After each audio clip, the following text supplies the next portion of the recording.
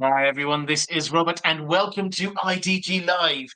This is a live stream looking at House Baratheon. We've been working our way through the Seven Kingdoms, looking at some of the more interesting houses that there are out there. And last time we looked at House Martell, I thought let's go up into the Stormlands. There's a couple of houses perhaps in the Stormlands. Let me know if there's anything else you want to look at in the Stormlands, by the way.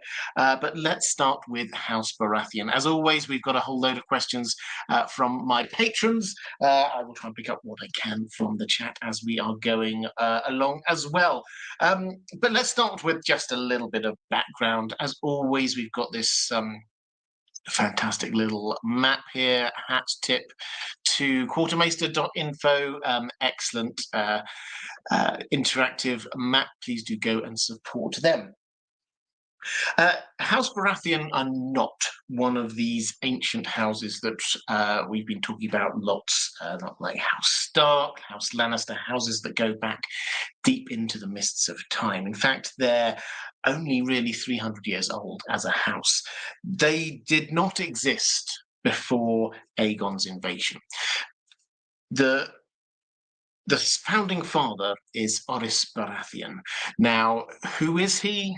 Well, we don't have huge amounts of information about him before the invasion either, but he certainly was best friends with Aegon, and the rumour was that he was also his half-brother, which may entirely be possible, a bastard son, and we've got nothing really to say one way or the other than the fact that clearly they were close. And when we know Aegon invaded, his approach was to where a kingdom, a king bent the knee, swore fealty, all was good. Where they did not, where they fought, then he would just get rid of that family, and he would put in place somebody who was loyal. So that saw the end of some of the great old traditional houses. House Gardner, we were looking at when we were looking at the Reach, and here we had House Dunnendon, which is another one of these really ancient houses. Argilac was the king at the time, Argilac Dunnendon, and he died. And in his place, Aegon put his best friend Orys. Now, what Orys decided to do was not just start completely afresh, so he married the daughter, Argilac's daughter, and from there came House Baratheon. So House Baratheon claim the heritage of both House Dunnendon, who had been there in the Stormlands, at Storm's End, based in Storm's End, for time immemorial, and also sort of from House Targaryen. So that's the heritage that they claim.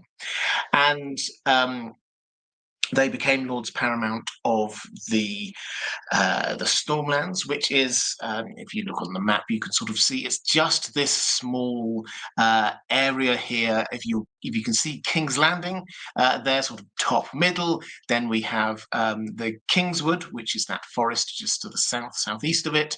Then that kind of area really of the mountains, and the Rainwood heading down before you get into Dawn, the other side of those mountains. So it's a small, relatively small part of the Seven Kingdoms. And it's got quite a broad range for quite a small area. It's got quite a broad range of different geographies. It's got mountainous regions, it's got very forested regions, it's got the coast, and Storm's End is so called because there's a lot of great really stormy area there. Shipbreaker Bay, it's called, that area there. So it's quite varied. The area as a whole has got quite a martial history. And they quite quickly came under the authority of the Baratheons. There weren't that many huge issues of the vassals not bending the knee, probably because they knew the Baratheons were very close to the Targaryens. We'll get onto that in just one moment. And B, they were also very close geographically to the Targaryens. This wasn't unlike the north, say, a very long way away. Here, what we're looking at is it's 2 weeks' march down from King's Landing down to Storm's End. So you can get an army down there very quickly. And so there wasn't huge amounts of infighting after that. And the Baratheons quickly assumed a position of one of the 3 second-tier houses in Westeros. And when I say second-tier houses, I mean the Targaryens, indisputably the most powerful house at the top. And then there were 3. We think in the current story, we might think, well, maybe Lannisters, maybe the Tyrells or the Starks, but the 3 biggest houses for most of the history of the Targaryen reign were House Velaryon, House Hightower, and House Baratheon. Those were the 3 most powerful houses. And as much as we might think of, well, House Velaryon are there because of their great marital links with the Targaryens, yes, they are, but also the Baratheons intermarried, which we'll talk quite a bit about as we go through this, intermarried with the Baratheons, with the Targaryens quite a lot. Almost to start with, almost every other generation, there was a marriage between the Targaryens and the Baratheons. So they were very, very close. Hands of the king, members of the Kingsguard. In fact, Orys Baratheon was the very first hand of the king. A strong right hand. Right, so I think rather than going through the whole history, I've got a lot of questions which will be taking me through, or taking us all through the history of the Baratheons. I say it's only 300 years, but I thought what we'll do is we'll dip into a few questions and see where we get to. And Martin S. saying, evening, Robert. Hi there, Martin. Great to see you. Saying, I hope you're well. Does Eonwë, this is a Lord of the Rings question, does Eonwë have the military authority equivalent of what Field Marshal of Valinor would have entailed had that title existed?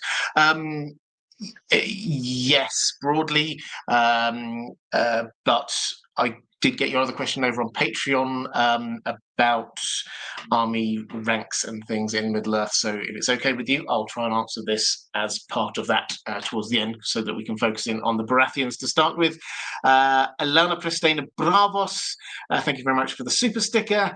And Michelle Remo with a question on account of being a channel member here. If you wish to support this channel, the best way to do that is via Patreon, but you can be a channel member here as well, and I hugely appreciate that too. And it gives you free highlighted questions. So Michelle says, fun tinfoil question. If we operate off the assumption that Orys is Aegon's bastard brother by his father, do you think Orys could have claimed a dragon? Well, it's an interesting question. And the starting point is that, as far as we're aware at the time, there were only the 3 dragons. That's what we're told. I say, as far as we're aware, it's entirely possible that Cannibal might have been there, or other wild dragons. But in terms of rideable dragons at the time of the invasion, there seemed to just be 3. And the Targaryens obviously kept very close to themselves this idea that they were the ones who could ride the dragons and no one else. Could he have? Well, this obviously gets, theoretically, this obviously gets to the heart of what it takes to be a dragon rider. And as we saw on House of the Dragon, which is not just made up, this was with the sowing of the seeds, the dragon seeds. You can be a dragon rider even if you're not an official Targaryen. If you're a bastard son or daughter, or even potentially grandchild of a Targaryen, and that is there. There are a huge number of different factors going on in this. So could he theoretically? Yeah, he could. I think he didn't, partly because there weren't any to start with, and then secondly, when a few more appeared, then the Targaryens were very much wanting to keep the dragons just for themselves. But yeah, interesting question. So for a quick flick through, Carl's not saying, damn it, Ned, smash the like smash like and subscribe. Absolutely. And just as a quick tip, Mark Addy, he was only around for obviously part of season 1. Fantastic effort. A really memorable characterization that he did there on the TV show. Okay, let's do some questions from some of my patrons. Commander Ray is saying, hello, Robert and Dan. Hi there. Robert, King Robert, was a bad king, but do you think he would have been a good Lord of the Stormlands? What are your thoughts on Robert? Right, so the first thing to say is he already was the Lord of the Stormlands. So we're not having to sort of just speculate on whether he would have been a good Lord of the Stormlands. We had 4 years, incidentally. In 278, his father died, and Robert's rebellion kicked off in 282. So in those 4 years, what did he do? Well, we don't have huge amounts of information, but it's very clear that he spent at least a large chunk of it not in Storm's End, not in the Stormlands, but with his mate Ned in the Eyrie, and then going off to Attorney and kind of having fun. He did go back to Storm's End. Maester Crescent does remember when Maester Crescent, of course, had that prologue POV chapter for A Clash of Kings. He does remember having to kind of step in as a kind of a father figure to Robert as well as the other two. So he did come back, but he didn't seem to spend huge amounts of time there. So that's probably the first thing. His track record as king seems to suggest that he didn't really have an interest in governing. He enjoyed the trappings of being king, much as I'm sure he enjoyed the trappings of being a lord, which meant that he could go around drinking whatever he wanted, sleeping with largely whoever he wanted to, and from his perspective, having a good time. So would that make him a good king? Well, if there were good people, if he put good people in charge to run things while he wasn't there, might not have made him a good king, but it probably meant that he wouldn't do too much harm. But I suspect that the character that he was meant that as Lord of Storm's End, he would always have run into some trouble at some point. He didn't seem the kind of person who would be able to just sort of like, drink and have fun, just ignore things. He would be making a few enemies along the way, I'm sure. And whereas king, you can rise above all of that. As lord, then you can't. If you're making an enemy of quite a few other people, they may well actually be your equal in status. Unlike when you're king, when everyone else is beneath you. And I think it's probably also fair to say that as king, he did run up huge amounts of debt for the Iron Throne, and there is absolutely no reason to think that he wouldn't have done something very similar in the Stormlands. So, would he have made a good lord? I mean, I think the obvious answer is no. It's possible with a very capable person running it while he went off and just drank himself to an early grave, then maybe he wouldn't have been a terrible one, but it's fair to say that he wouldn't have been a good one.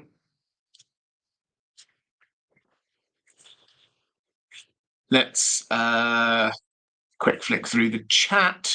Urias Tosh saying, I enjoy the trappings of pizza night. Don't we all?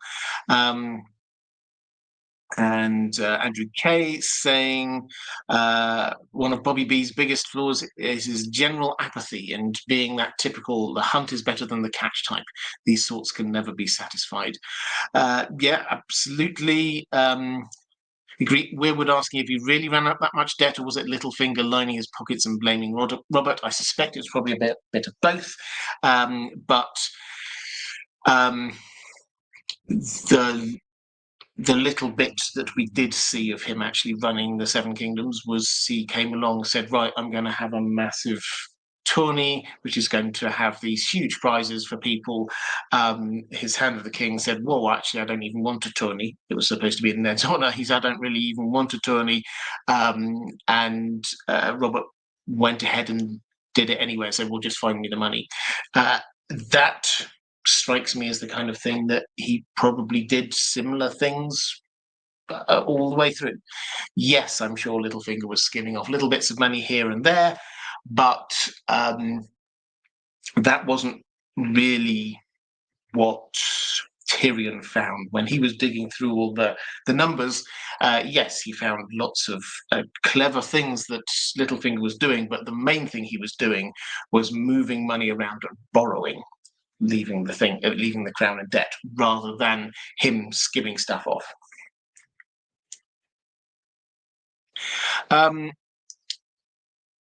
Lady Vaughan-Strauss saying this is just a general goofy question. Only answer it if you're in the mood for it. I am in the mood for it. I've been taking a course on medieval history, and the maps of Britain and Westeros are really messing with me. I keep mixing them up because Westeros is basically the UK flipped. Penzance and Sunspear, Cardiff and Mistwood, Arran and the Vale of Arryn, etc., etc. As an actual Briton, do you ever experience this mildly amusing confusion? Well, ish, I think is the answer. But the way that it's normally interpreted is, in terms of sort of the map, is, let's see whether we can sort of zoom out a little bit here. If you took the map of Ireland, made Ireland a bit bigger and then squashed onto the UK, then that's roughly it. But that's just the way that the outside of the continent is drawn. In terms of sort of the geography and the feel of it, George R. R. Martin has established it very much in the kind of way that British people would sort of understand. So if you ignore Dawn, which culturally doesn't come across as sort of like from the British Isles, then you would say what's in the southeast of the country, King's Landing, which is very clearly London-ish. Then you've got sort of the mountainous area off to the west, which is sort of like Wales, and we all know you go all the way up to the north, and you get Scotland all the way to the far north, and then you get the colder bits up there. It kind of, and then the Starks linking across to York and things like that. It kind of instinctively makes sense. So it's not straightforward. George R. R. Martin takes inspiration from things. He doesn't cut and paste from anywhere. So it's not like you can say, oh, this is definitely that. But as a sort of an overall feel, and if there's other British people in the chat, feel free to have your own say on this one. But for me, that's just how it's always kind of felt. Let's go to Mr. Worldwide. My question is about the young Edric Storm. Do you expect we'll see him resurface in the story at some point? I like to imagine him somehow meeting up with either Dany or Aegon to mirror the Conqueror and Oris. Perhaps that makes more sense. Perhaps it makes more sense he joins Dany and retakes Storm's End with her. Yeah, so for those show-only people, perhaps, Edric Storm is Robert Baratheon's bastard son, but he is his recognised bastard son. But which doesn't mean he's legitimized. He's not in the line of succession, but he has said, yes, that is definitely my son. And as a result, he has been brought up within the family, as it were, in the same way that Jon up in Winterfell is brought up kind of within the family. He's not part of the family, but because he's been recognized by Ned, then he gets a better life than if he were just like one of the normal members of the small folk. Now, what they did on the show was they merged his character with Gendry's, and but in the books, then they're separate. But the bit of plot which Gendry had, if you remember when Melisandre came in and wanted to sacrifice someone with king's blood, That was Edric Storm. And indeed, what we have is Davos rescuing him because it's wrong. Why are you killing this completely innocent person? So the way he rescues him is by getting him on a boat which is heading off for Lys in the Free Cities. Now, as far as we can tell, he made it there.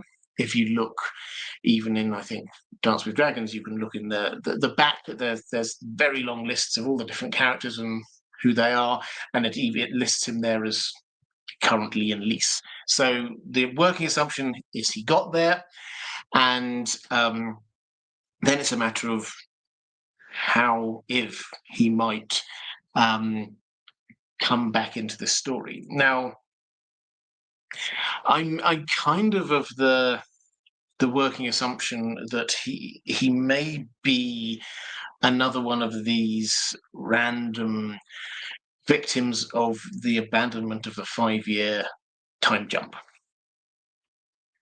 By which I mean, if you've not come across this before, George R. R. Martin did plan to have a 5-year time skip between books. The idea being that he was going to drop everybody off at places where they could be left for 5 years. Arya could be training to be an assassin. Jon could be at the wall being Lord Commander. Sam could be down in Old Town studying, etc.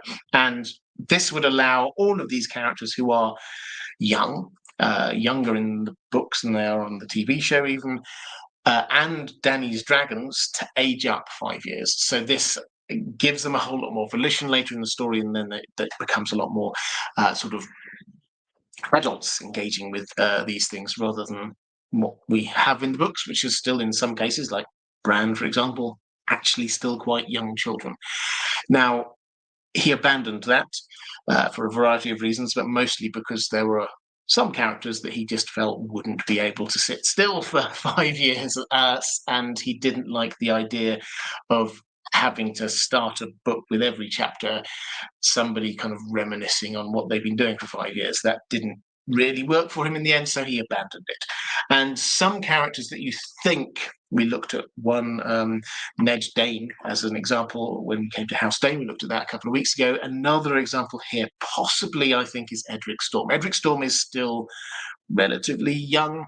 I think he's supposed to be about 13 or something like that. Obviously, in 5 years' time, suddenly he's a young man, and he might have a whole lot more of an engaging presence. But as it is, he's still there. He is 13.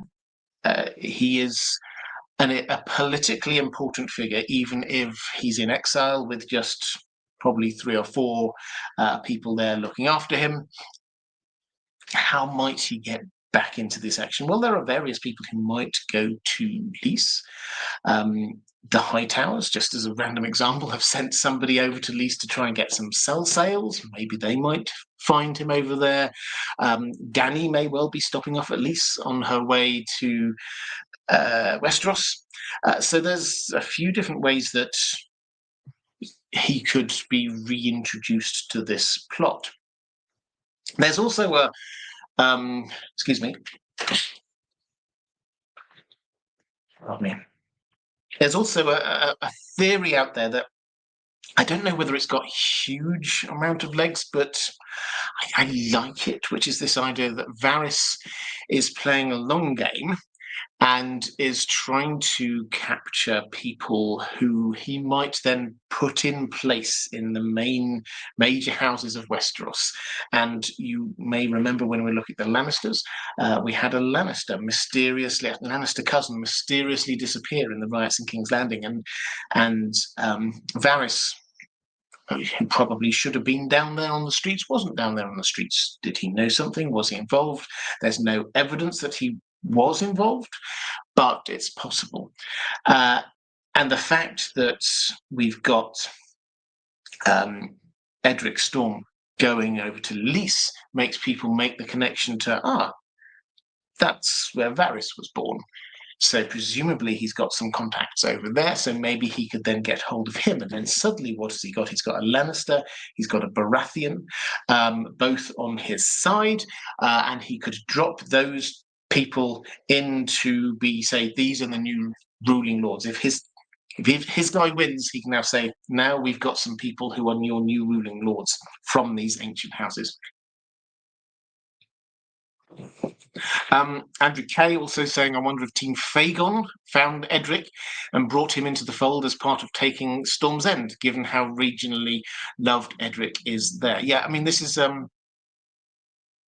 certainly another possibility. I think we talked a little bit about Fagon as well, I think, last week. When he started his invasion, and we often kind of think of, oh, it's just him and a few others. This is going to gain quite a bit of momentum. The Martells are almost certainly going to be throwing their weight behind it. I think there's a very good chance that the Tyrells might be throwing their weight behind it. And they've landed in the Stormlands. They've got John Connington there, who is a Stormlander himself. And yes, if they suddenly drop Edric Storm in there, that would give them a huge... as somebody that people might be able to rally around. There was no particular love for Stannis in the Stormlands. There was a love for Renly, and a lot of people really quite liked Edric. So yes, that's entirely possible that he could do it. So where we're at with it is, I don't think there's one theory that we can say, oh yeah, that's definitely how it's going to happen. But I think George R. R. Martin has left enough threads out there that one of them at least will start to be picked on. I don't think that we're going to end a situation where Edric Storm is just never heard from again. Somebody at some point, even if it's right at the very end of the story, it's like, oh, well, who's going to take over Storm's End? Oh, there's that guy. So I think he will make another appearance. It's a matter of who gets to him first. John Buxton, channel member now for 10 months. Thank you so much. Saying, evening, Robert. Any thoughts on if Mia Stone may play a greater role in the coming story? Thanks to you and the mods. Yeah, so Mia Stone is another one of Robert Baratheon's bastard children. She is the guide taking people up and down the Eyrie. So we meet her through Cat's Eyes as she's going there. Also, we get Sansa as Elaine, who meets her as well. Is she going to have a bigger role in the story? Instinct is probably less likely than Edric Storm, simply because he's the more important, politically more important figure of the two.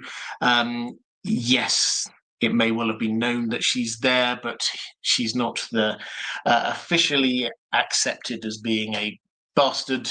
She's not being recognised, and she's not about to be put in as a ruler. She may well have We'll have Sansa, another good few chapters, I'm sure, of Sansa in the Vale, and she will, I'm sure, have a role to play there. But beyond that, I suspect that she's just going to stay there.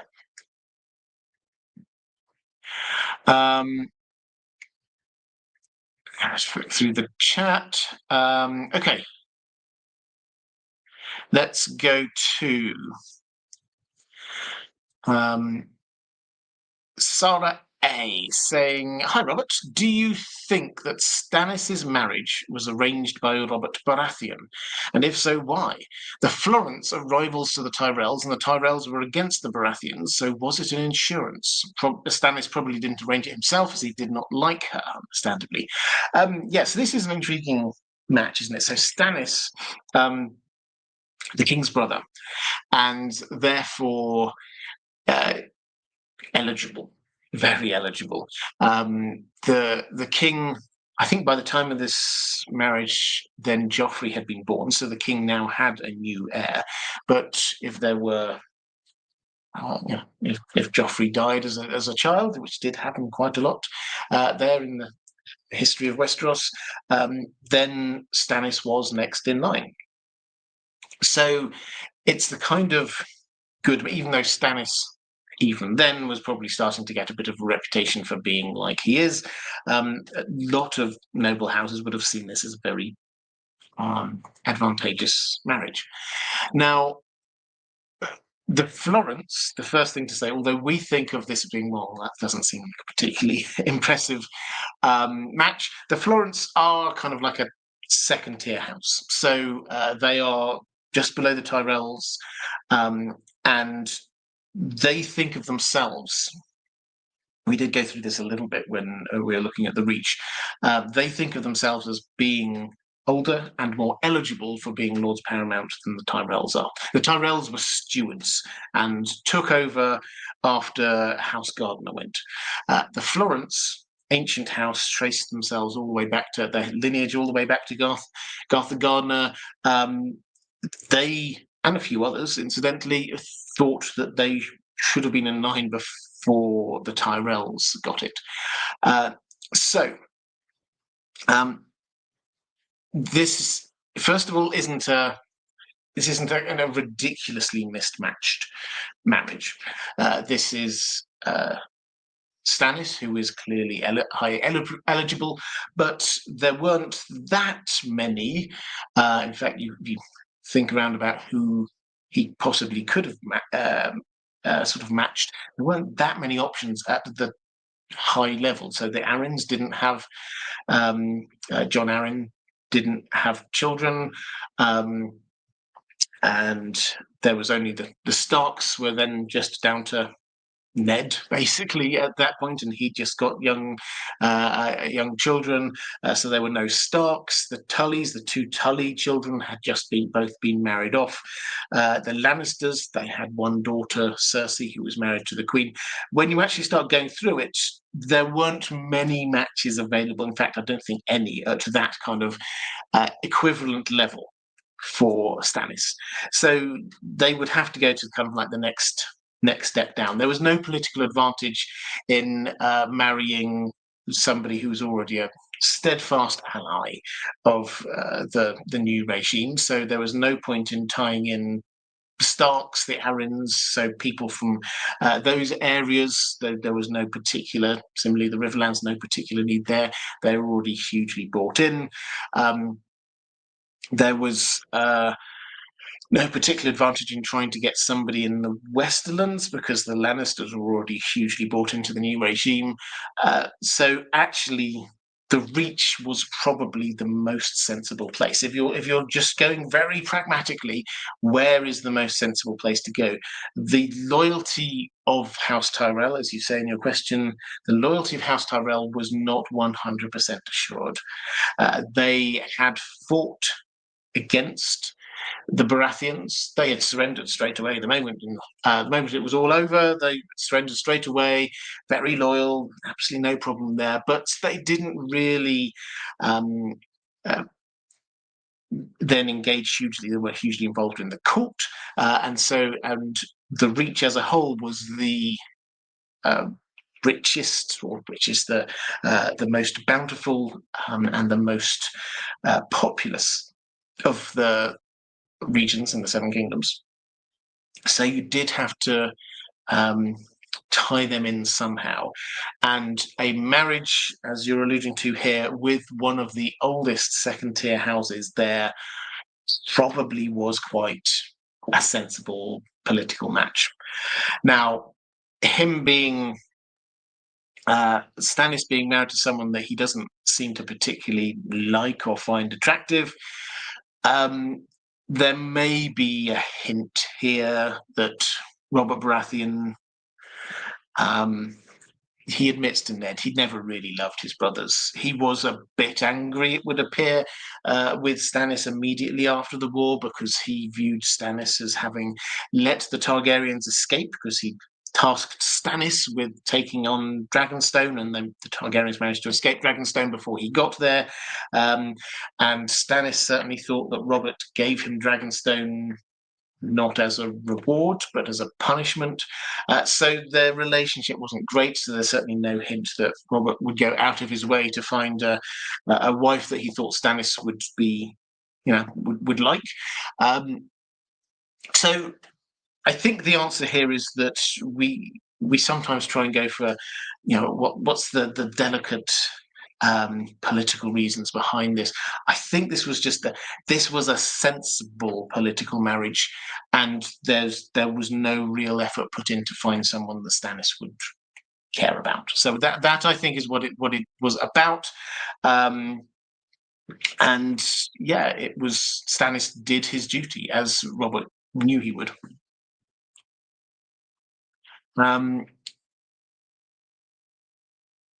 Let's go to Michael Trainer question saying, let's say Joffrey and Tommen are proven illegitimate after Robert's death and the War of the Five Kings was Stannis versus Renly.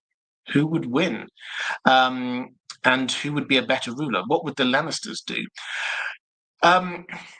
Well, I mean, interesting question. So proven to be illegitimate is an interesting question, because how does one prove that? And this was actually the issue that Stannis was struggling with, and this is why I think it took him about a year before he actually put his official claim in, because he just didn't have proof. He was certain of it. He was absolutely convinced that they were not Robert's children, but he didn't have the proof, and he didn't know how he could go about getting proof, and that was what was holding him back. And that left the time for Renly to go off and gather his forces and stake his claim. And that's they actually, when you get that parley between the two of them, that's what Stannis sort of goes with, is that why are you doing it? What grounds do you have for doing this? You're not next in line. And basically Renly says, yeah, well, you haven't got particular evidence of that. I just want to be king. He doesn't say it quite that way, but basically that's the feeling. Stannis was there just thinking, I have to get this proof. So I think the first part of the answer here, Michael, is that proving illegitimacy, I think, is quite a stretch in that society. And the who would win if it was between Stannis and Renly? Well, just on their own, if Renly managed to, or had the time to build his army and his support with Loras, obviously getting the reach, then their army hugely outmatched Stannis's. Stannis's advantage was having Melisandre, of course, so it's a matter of whether or not the same kind of thing would happen. If they came up against each other in a straight fight, then Renly's forces would have completely overwhelmed Stannis's, I suspect. But Melisandre tipped to the balance. As for what the Lannisters would do, well, what they did do, just deny, stay in power as long as they possibly can. And who would have been better ruler? Well, feel free. This is one of those things I love putting over to the chat. Who do you think would actually make the better ruler out of Stannis and Renly? Feel free to write just Stannis or Renly in the chat. I'll just get a quick feel for it. Personally, I think probably Renly would have. I mean, he'd have been more charismatic leader. I think people would have followed him more. But Stannis would have probably been more strategically competent of the two. So yeah, it depends what you're looking for, really, in terms of a leader. Reflective Rambling, great to see you there in the chat, just turning up. Good to see you. And Michelle Ramos saying Robert was way too hard on Stannis for the Dragonstone thing. The man held Storm's End for a year and ensured their younger brother survived and didn't lose their ancestral seat. Yeah, absolutely. He deserved a lot of credit for that. Just quickly flicking through the chat. Renly, Stannis, Renly, Stannis. It was pretty even, actually, I would say. Lady von Southstraight saying, I want Renly, but he'd get killed within the year. So yeah, I think it's a pretty mixed bag there. I think it does depend. I think somebody said that, I didn't see who it was, but it does depend, I think, on the situation. If you're there wanting a war king making strong strategic decisions, then yeah, Stannis.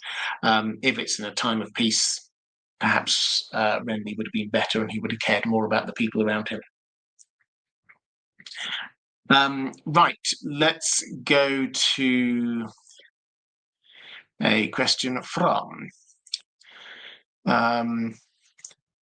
Jahan, saying, hello, Robert. Robert Baratheon was an adult by Westerosi standards when his father died. However, his two younger brothers were not. Is it known who raised Stannis and Renly during this time? We know Robert continued to visit or even live at the area afterwards, so it doesn't seem like it was him. Do you think this apparent abandonment, maybe too strong a word, of his brothers led to their strained relationships later in life, especially between Stannis and Robert? Well, on that sort of second point, did it lead to a strain? Well, yes, I do not doubt that it did. As for who raised them, well, Maester Crescent, I mentioned this a little bit earlier, but it's worth just sort of saying we get this chapter, it's a long chapter actually, from his POV as the prologue to A Clash of Kings. And as part of that, he remembers acting in his mind, he was acting as the father figure. After Steffon Baratheon died, he was acting as the father figure for all three sons. Now, the extent to which he actually was, or that was just his own self-perception, is unclear. Stannis certainly did seem to recognise that he had a certain role there in bringing him up, but I think there probably were Sir Courtney Penrose acting a bit as a kind of a mentor, certainly for the young Edric Storm, may well also have been for younger Renly. But the short answer is that their own family were not there. Their father had died, their mother had died, and Robert Baratheon didn't really spend much time. I mean, he was 16 going up to 20, so he was still a very young man at the time. So whether he could be that father figure, I don't know. But what it did mean was that although I'm sure their characters were already pretty well set, you get Stannis, who suddenly has to step up in his mind. He cannot be the sort of the middle son, second son who sort of relaxes and has fun. He has to. His older brother is off there doing stuff. People will then be looking to him for leadership and doing what he ought to do. And Robert Baratheon wasn't stepping up for that. That then freed Renly to be the younger child who sort of could get away without this kind of parental oversight. So you can dig into that quite a lot, but that's basically the start of a lot of all the exacerbation of existing character traits within all of them, I think. Martin S. How much Targaryen blood did Robert and his younger brother Stannis and Renly Baratheon have? Could any or all of them have learned to fly dragons? Well, in terms of how much Targaryen blood, their grandmother was Rhaelle Targaryen. So they are quarter Targaryen. I guess you could probably say a bit more than that, because coming through their father's side, then there were several generations where the Targaryens intermarried with the Baratheons. So they probably stronger than any other house, possible exception of the House Velaryon, but stronger than any other house in terms of the amount of Targaryen ancestry that they had. In terms of could they fly dragons, I'll take you back to the answer I gave to a question a bit earlier on that one, which is that the same as with Oris Baratheon way back in the day. If there were dragons there, then there's no reason, given what we know about dragon riding through the dragon seeds and the like, there's no reason why they couldn't claim dragons if the dragon wished to claim them, because it does appear to not just be one way around. The dragon also has to claim you. So potentially, yes, but obviously there were no dragons as they're growing up, so we would never actually find out. But yeah, they've certainly got a reasonable amount of Targaryen ancestry and Valyrian ancestry in there. And just to sort of round that off, we always come back to this whenever we think of the Targaryens as having this kind of pure Valyrian ancestry. They do not. Daenerys is at most 1/8 Valyrian. When you actually go back through her relatively recent family tree, there's marriages with the Martells, the Arryns, etc. At most 1/8 Valyrian. Kirsty Monith saying, no questions, just a show of love for the channel. Well, thank you very much. I hugely appreciate that. Lady Sophia Valarion saying, greetings, Robert. I'm just off from work. It was a 7 hells type of day in the office. Well, I'm sorry to hear that, but I'm glad you're here and relaxing now. I'm so excited to learn more about House Baratheon. Yeah, well, welcome to you. We've got goodly way through, but quite a bit more to go. But this is a good moment just to say, as I always do, a massive thank you to my moderators. If you're here in watching this live, then could you just show them a little bit of love, because they are the people who make the chat what it is, a welcoming place, a place where people can just talk about the things that they enjoy without having to worry about whatever's going on in the outside world, without having to worry about trolls, just keeping this uplifting and focused on the things we want to talk about. So thank you, moderators, and if you are there in the chat, could you just send them a little bit of love? I would hugely appreciate that.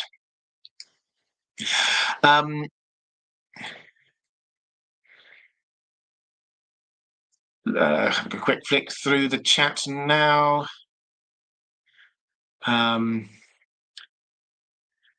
Yeah. I think we'll go on to another question from lots of love for the moderators, which I love to see.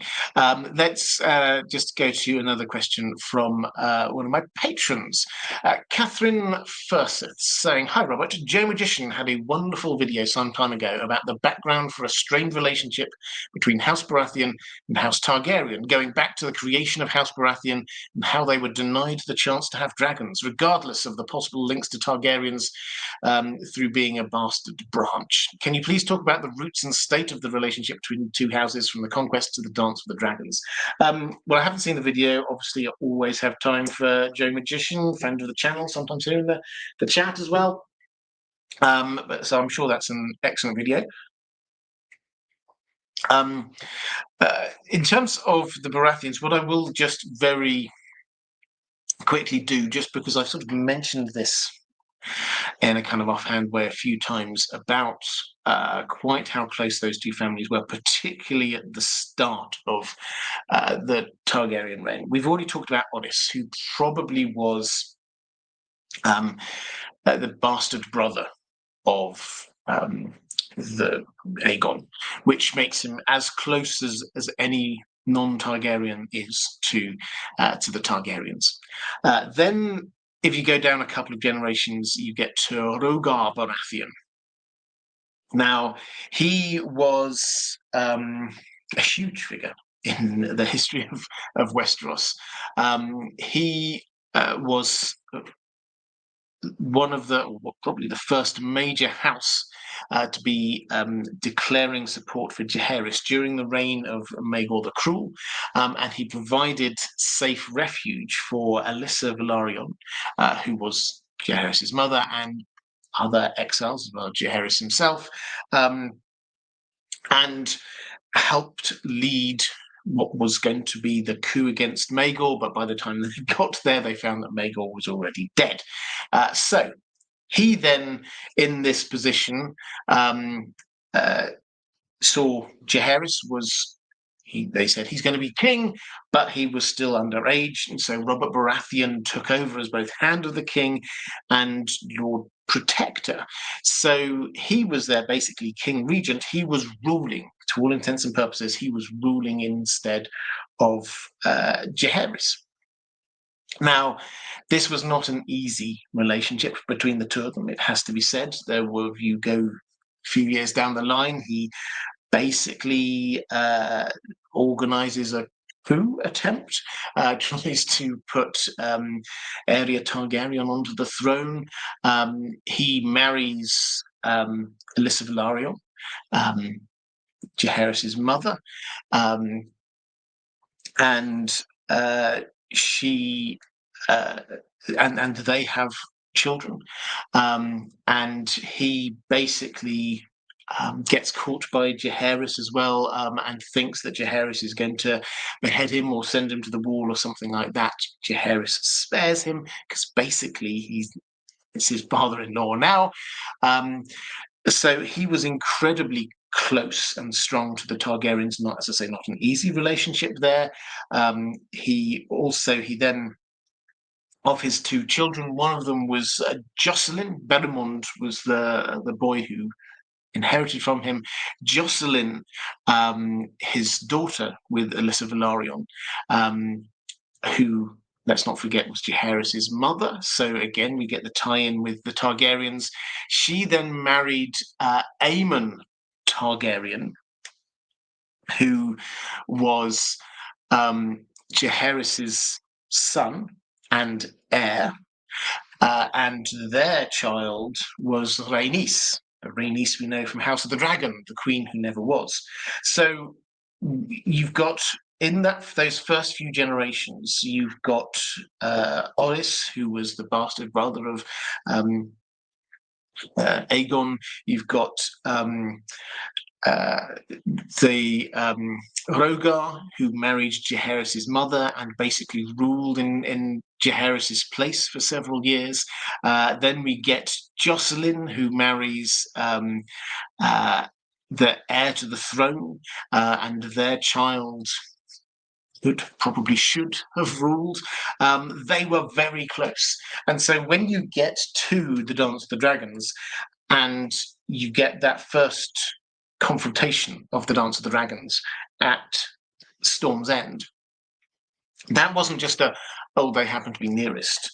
This was how the two sides trying to get the support of the closest ally, other than House Velaryon, and one of the most powerful allies of the Targaryen regime. Having them come on side for either Team Green or Team Black was not just this will be good because it gets us a few extra soldiers. This was a huge legitimacy issue as well, because if the Baratheons came on your side, given their history, then you would expect that that other people would go, oh well, if they think they're the right, if they think Team Green or Team Black is the rightful rulers, then we'll think that too. So getting the Baratheons on side for the Dance of the Dragons was not just a side issue. This was the reason why they went there first, was because it was the first and most important place to go to. And incidentally, when Team Green got or went there getting the original support, that was with an offer of marriage to Aemond. So the king's brother married to one of from their perspective, obviously, married to one of the Baratheon daughters. So that would, again, as far as we can tell, that marriage never happened, but that again would have tied the Baratheons back into the Targaryen family tree. So this, for the first 5-6 generations, 3-4 of them had marriages or likely marriages across to the Baratheons, to the Targaryens. Right, let's go to the chat. Martin S. saying, much love to the moderators. You asked us to give it. I did indeed. Thank you very much. Reflective rambling, picking up a question for Rillick. Besides, thank you. I love it when people do that. That's very kind of you. Saying, alluding to Robert's well-known temper, where do the house words "ours is the fury" come from? Well, this is interesting because they aren't House Baratheons originally. This is something that they just kept on from the Durrandons, who were there before. When Oris Baratheon took over, he was very aware that he was being dropped into the Stormlands, this ancient kingdom, which had been ruled by this one family for thousands of years. And who was he? He was a friend and reputed bastard brother of the new lord. He had to try and get the people on side. And he was actually quite politically savvy with this, as I've already mentioned, the fact that he married Argilac Durandon's daughter. So he then married into that family, which meant that his descendants could still claim the House Dundon ancestry. But also he kept Storm's End as the capital, basically, as the main castle, and he kept the sigil, the stag, and he kept the house words, as is the Fury. So he didn't make up his own words, he didn't make up his own sigil, he didn't take his own sigil, he didn't start up a completely new family, he just bought into what was already there.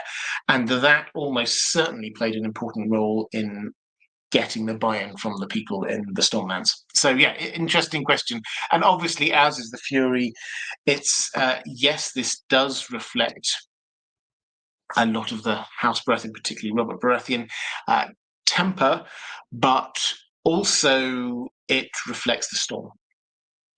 And this is the idea that the Stormlands are constantly being battered on the coast by, I mean, back in their history, they thought this was the gods, basically, and this is what Storm's End is, this castle, circular castle, which can withstand the storm.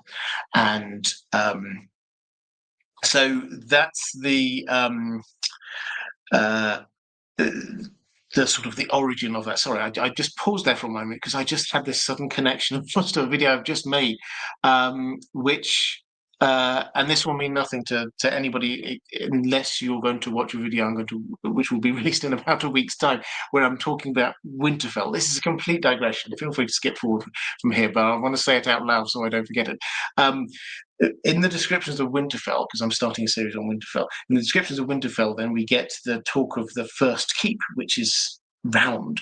And the Maester who writes about this says, oh, this can't be very ancient because round towers only really came in with the Andals.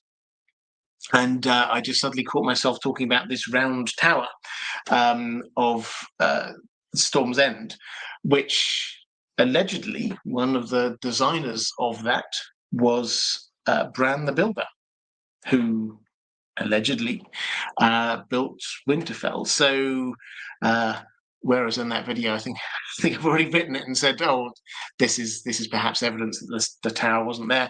Well, maybe it was. Maybe that was just a Bran the Builder design. As I say, complete digression there. Nothing really to do with that, but. John Buxton there, massive BS from the Maesters there. Yeah, I mean, I think it was a fair point for them to make, but yeah, having talked about Storm's End, then I think it's probably only fair to sort of make that link across. Maura Lee, hi there, Maura, great to see you. And very generous, thank you, saying just a show of love and support. You are the best. Well, thank you very much. I hugely appreciate that. And let's go to another question from one of my patrons. Gina Z. Could you, happy Thursday, and to you too, could you give us some background on the Baratheons' ties to the Targaryens? Did Robert Baratheon's, which I think I've already done, so I'm not going to go over that bit. But the second part of your question is, did Robert Baratheon's Targaryen heritage actually give him a more legitimate claim to the throne in the eyes of the lords and small folk, or was it a convenient afterthought? Well, this is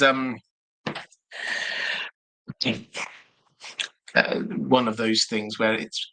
I think the honest answer is, as far as his claim for himself and justifying it, then this was an afterthought. However, you can go back and say he was actually quite high up in the line of succession, if you thought about it. Now, he got a lot higher. The more Targaryens he killed, or were killed on during his rebellion, then the higher up he got. But by the end of his rebellion, probably, as far as he was concerned, only Viserys would have been potentially ahead of him in using the Targaryen line of succession. And so that kind of adds the sort of an extra layer to this anger that he had that Viserys had got away. I mean, he wouldn't have known at that point Daenerys had been born, but the fact that there were, and obviously her mother died in childbirth, but the fact that there were 2 Targaryens left and they managed to escape meant that he couldn't claim to be the next in line after all that lot had gone. But the reality is he claimed the throne not through some sort of going through dry reading of ancestry and who, where he is in the line of succession. He took it by force of might. He took it by right of conquest, as the historians often call it. He claimed the throne for himself, and then afterwards, the maesters sort of semi-justified it on those grounds. Now, the interesting thing is the extent to which, when he said he declared that he wanted to be king, whether anybody else in the rebellion thought that maybe they could do that job as well, because this seems to have been relatively late when he decides he's going to be king. The rebellion starts out, it doesn't seem to be a rebellion in order to put Robert on the throne. That came later. It starts out as this anger, and we have to get, well, yes, they wanted to get Aerys off the throne because he was murdering his way through Ned's family to start with, and they wanted to get Rhaegar, Robert did, because he felt that he had abducted Lyanna, but it's only really towards the end of the rebellion, just before the Battle of the Trident, we're told that he actually actively came out and said, I want to be king. So that didn't seem to be the initial drive. Is there a possibility that other people thought? Ned probably never didn't think he wanted to be king. Jon Arryn doesn't give the impression of wanting to be king, so it may well be that it was just Robert thought, well, I'm the only one who might want to be king out of this lot. But there were others. Ned thought it entirely possible that Jaime Lannister was trying to claim the throne when he got there and found Jaime Lannister sat on the Iron Throne. So this wasn't a clear, done deal that, this person must inherit because he's got some Targaryen ancestry to him. He claimed it by winning the battles and winning the war, and then afterwards the maesters kind of justified it a little bit. Pios Ballerina, hi there, good to see you, saying on his Robert Baratheon's bastards, could Russell Merryweather be one? Is that not why Tyanna seems determined to never let Cersei meet him? What about Gren? He fits the description, likes whores, and they have the same favourite song. Are there any others? Yeah, there's a lot of candidates who could be. I mean, of the 2 you mention, Russell Merryweather. I mean, my instinct is Tyanna just tries to keep Cersei back from anyone who might have extra information about her. So I think personally that's there. Gren, I mean, it's possible. I suppose fits the description, likes whores, and they have the same favourite song. I mean, I don't get the impression that George R. Martin is particularly trying to say that or give us clues on that one, but I think the point is that there could be lots out there. And the 16 that we hear of are they're ones that have been claimed as his bastard in some way, shape, or form. Someone somewhere at some point said, "This is Robert Baratheon's." Now that person, like Gendry, for example, doesn't know. In the books, he still doesn't know that, what his parentage is. He's still completely oblivious to this.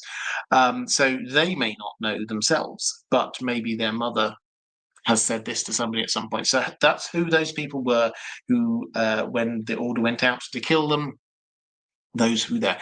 But it's almost certainly possible that there will be some more out and about in the Seven Kingdoms somewhere. And for whatever reason, the woman concerned decided that she didn't wish to tell people, or maybe she didn't know, couldn't be sure.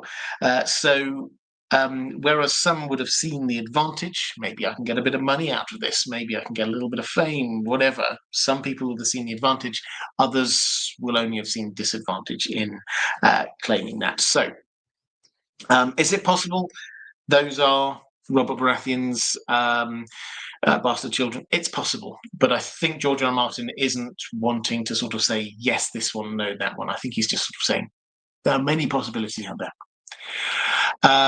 For my people, saying Bran the Builder knew how to make the wall, Winterfell and Storm's End, because he had already seen them completed through the trees. Well, it's an interesting theory. I mean, this is the who is Bran the Builder kind of theory. The idea of seeing into the future is one that we've only really started exploring through the Weirwood Network. The idea that Bran the Builder might have been able to see Weirwood dreams of something which is going to be completed, therefore giving him the idea for it now, is the kind of weird time loop that George R. R. Martin seems to, a closed time loop that George R. R. Martin seems to be using with Hodor. Now, we obviously haven't had Hodor in the books yet, but everything George R. R. Martin has said on it is that whereas the exact circumstances of the Hodor reveal in the book will be different, the concept does seem to be the same. And the concept there, as you remember, is that Bran has gone back in to young Hodor, and interacted with him in the past to await to what Hodor is going to be doing in the future. So that kind of closed time loop is something which is within the story. So I'm not going to say that that's there. That's not going to happen.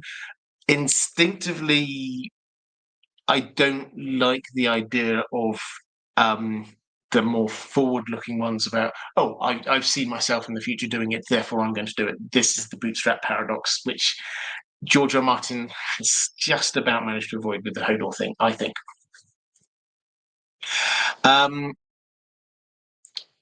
Trusty Angel, was there more to Argella being stripped naked? So this is going way back to Oris Baratheon. I mean, off the top of my head, I think this is the idea was that, and then she was stripped naked, and then I think he clothed her.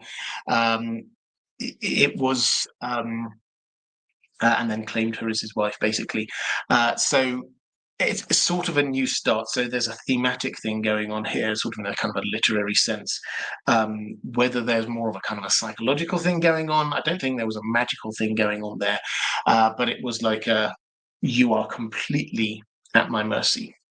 There's a power play here, and I'm choosing to have mercy. So that seems to be what's going. Which actually, so Oris. We often think of him as being the stereotypical Baratheon, but the more you dig into his character, the more you think, actually, he seems like quite an astute politician.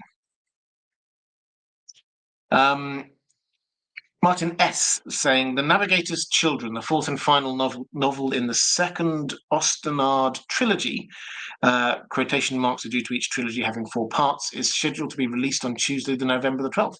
Okay, I've not been reading them, but for anyone who has, I will take that as a recommendation from you, Martin. And Martin seems to have excellent taste. So if you are into that, then there you go. Being Tuesday, November the 12th, which is the Tuesday coming.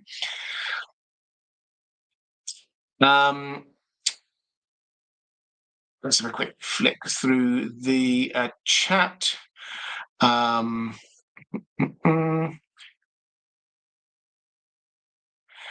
Many locations, Andrew K. saying, could do with it up close and more in depth. Absolutely, there's a lot. You're talking there about Castle Rock, yeah. So there are some places that we have not been to in the books that we will. Castle Rock is one of them. George R. Martin's basically said we will be going to see Castle Rock. And I agree, it will be absolutely fascinating. I also would be fascinated to see more of Old Town, particularly if we get to Battle Isle and the High Tower itself. Let's go to a question from Andrew Bielemeier, saying, hello, Robert, I want to hear about Patchface. Is he a conduit for some otherworldly power? Does he somehow tap into magic as we understand it, and his drowning and loss of mental faculties counters the required sacrifice, possibly the others who died in the wreck? There doesn't seem to be any intentionality on his part, so it just doesn't seem to be normal magic. And Lady Pushkin's saying, hello, Robert, why do you think Patchface doesn't slip into talking Valyrian? Him being a slave from Valence? Or do you think he could be from somewhere else and just happened to be there? Do you think a lot of the Patchface quotes are just memories that are getting muddled up? Okay. So Patchface. Patchface is, again, book-only character. Now, he is a fool who was brought over from when Stefan Baratheon, that's Robert Stannis and Renly's dad, he went on a mission over to Essos. Basically, Aerys sent him to try and find a bride for Rhaegar. They didn't. They did find a court fool that they brought back with them. And the ship went down. Everyone saw it go down. Everyone died except Patchface, who washed up a few days later and appeared dead.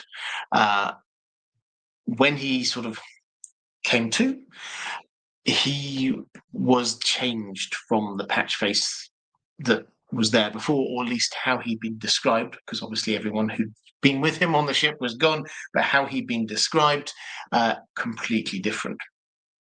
And he speaks in riddles and rhymes, and when you start analysing what he says, a lot of them do seem to be quite knowledgeable, quite prophetic. They're not clear. Even when you go into it, it has to be said, and I'm going to do a video on Patchface at some point. I've been saying this for years, but I really do need to do a video on Patchface because he's a fascinating character. But even when you go into it thinking these are prophetic things that Patchface is saying, even then they're not 100% clear. It has to be said. Some of them are clear enough to make it obvious that he's seeing things, but some of them even then are not. So what's going on? The point Andrew was making about this doesn't seem like normal magic in Westeros is, I think, really interesting one, because magic seems to involve intentionality and sacrifice. There's a lot of different things going on with magic in this world, but generally speaking, for magic to happen, there needs to be some intention for it to happen. You have to be trying to do magic in some way, and there has to be some sort of sacrifice. It doesn't come for nothing. So this is why, for example, Maggie the Frog required some blood to be doing her sort of prophecies, and you get Melisandre always talking about needing to have sacrifices, things like that. You need some sort of sacrifice. George R. Martin has talked about this before. Magic should not come easy. There should be, you have to pay for this in some way. Things don't come out from nothing. Something has to be given up. So Patchface, sort of on an ongoing basis, does seem to go against this, in that there doesn't, certainly from the way that he says these things, there doesn't seem to be any particular intentionality to what he's doing, nor do there seem to be any sacrifices there. I would go with, if you're trying to sort of break down how this works within the magic system, I would definitely go with this idea that yes, when whatever happened to him, lots of people died. That is a sacrifice. And he clearly lost a lot of who he was as well. So I think we can definitely say that there's some sacrifice that has happened there. In terms of the intentionality, I think we can almost look past this, in as much as he seems to be operating on a magical plane. He sort of just sees things in the same way that green seers can kind of see things. It's not like doing magic, it's that you are accessing the magical realm, so to speak.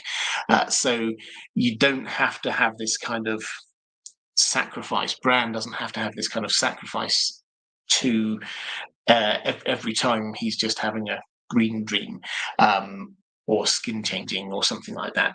That is magical, but it does not require that kind of specific sacrifice. So I think that's what's going on, if we were to kind of categorize it in some way.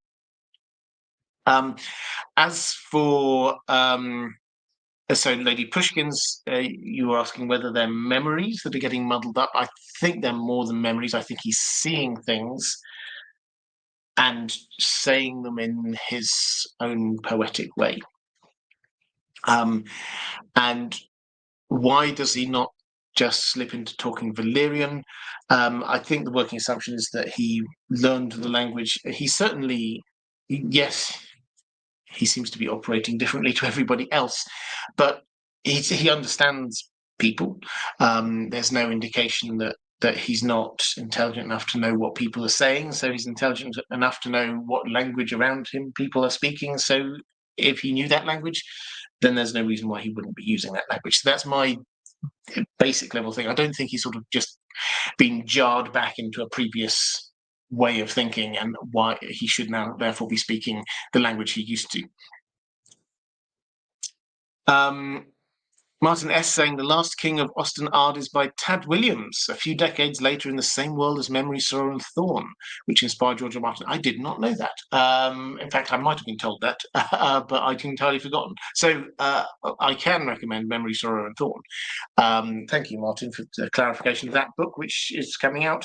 Memory, Sorrow and Thorn I've not read for a long time, but as a trilogy, high fantasy, fantastic. And yes, there's definitely inspiration in there for A Song of Ice and Light. The Dragonbone chair is clearly very kind of similar kind of feel to the Iron Throne. So yeah, and Tad Williams is an excellent writer.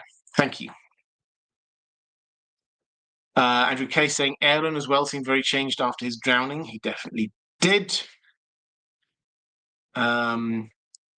Julian Ivanov saying you are an inspiration. Well, that's very kind of you. Thank you. I appreciate you tremendously. Were you a teacher before you started doing videos full time? I was not, actually. No. But thank you. That's a really kind thing to say.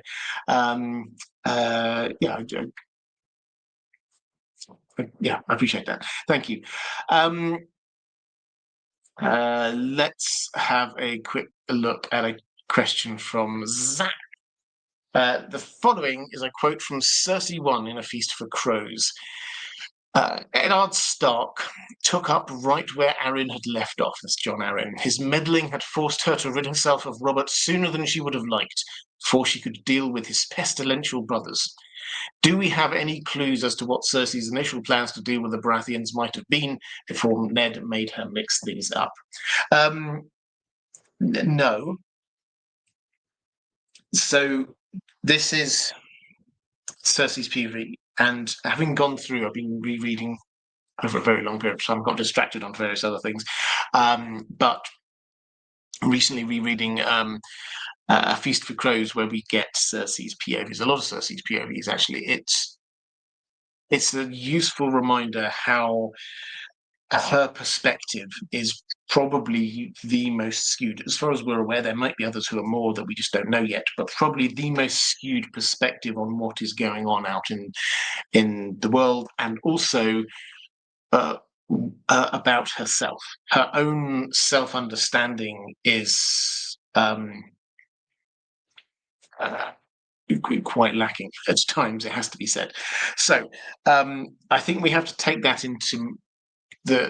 into consideration when we're looking at what Cersei's thinking about stuff. So the situation seems to have been that she didn't want to be married to Robert Baratheon. Obviously, she wanted to be married to George. She wanted to be with Jaime, and so she had this kind of ongoing plan that she would get rid of him. And the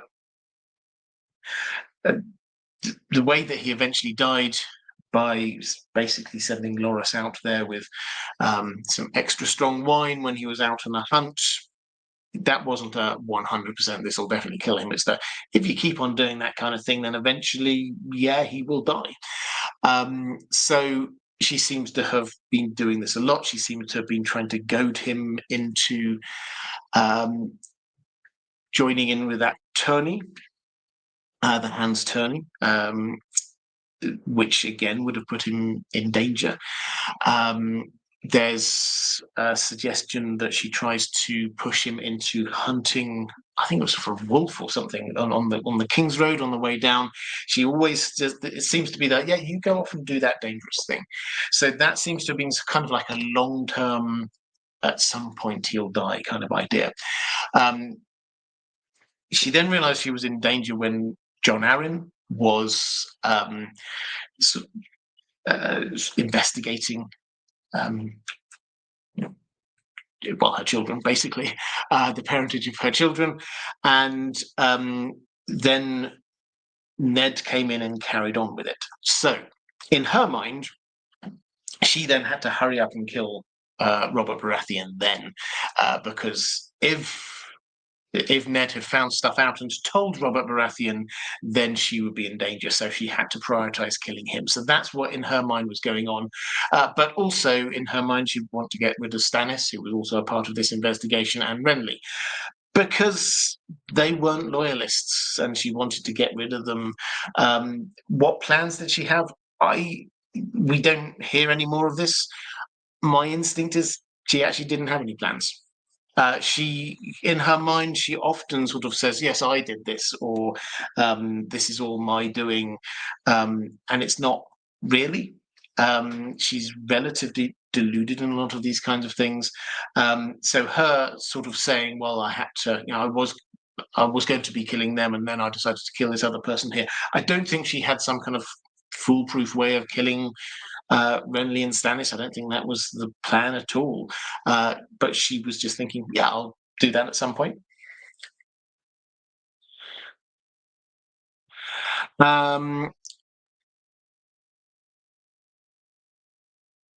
Let's have a flick through the chat.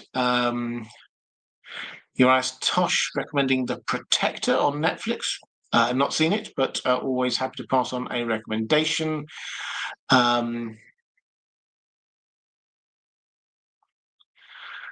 Andrew Kay saying Cersei was hung up on Rhaegar as well. Robert and Cersei both had to settle for second or third choices.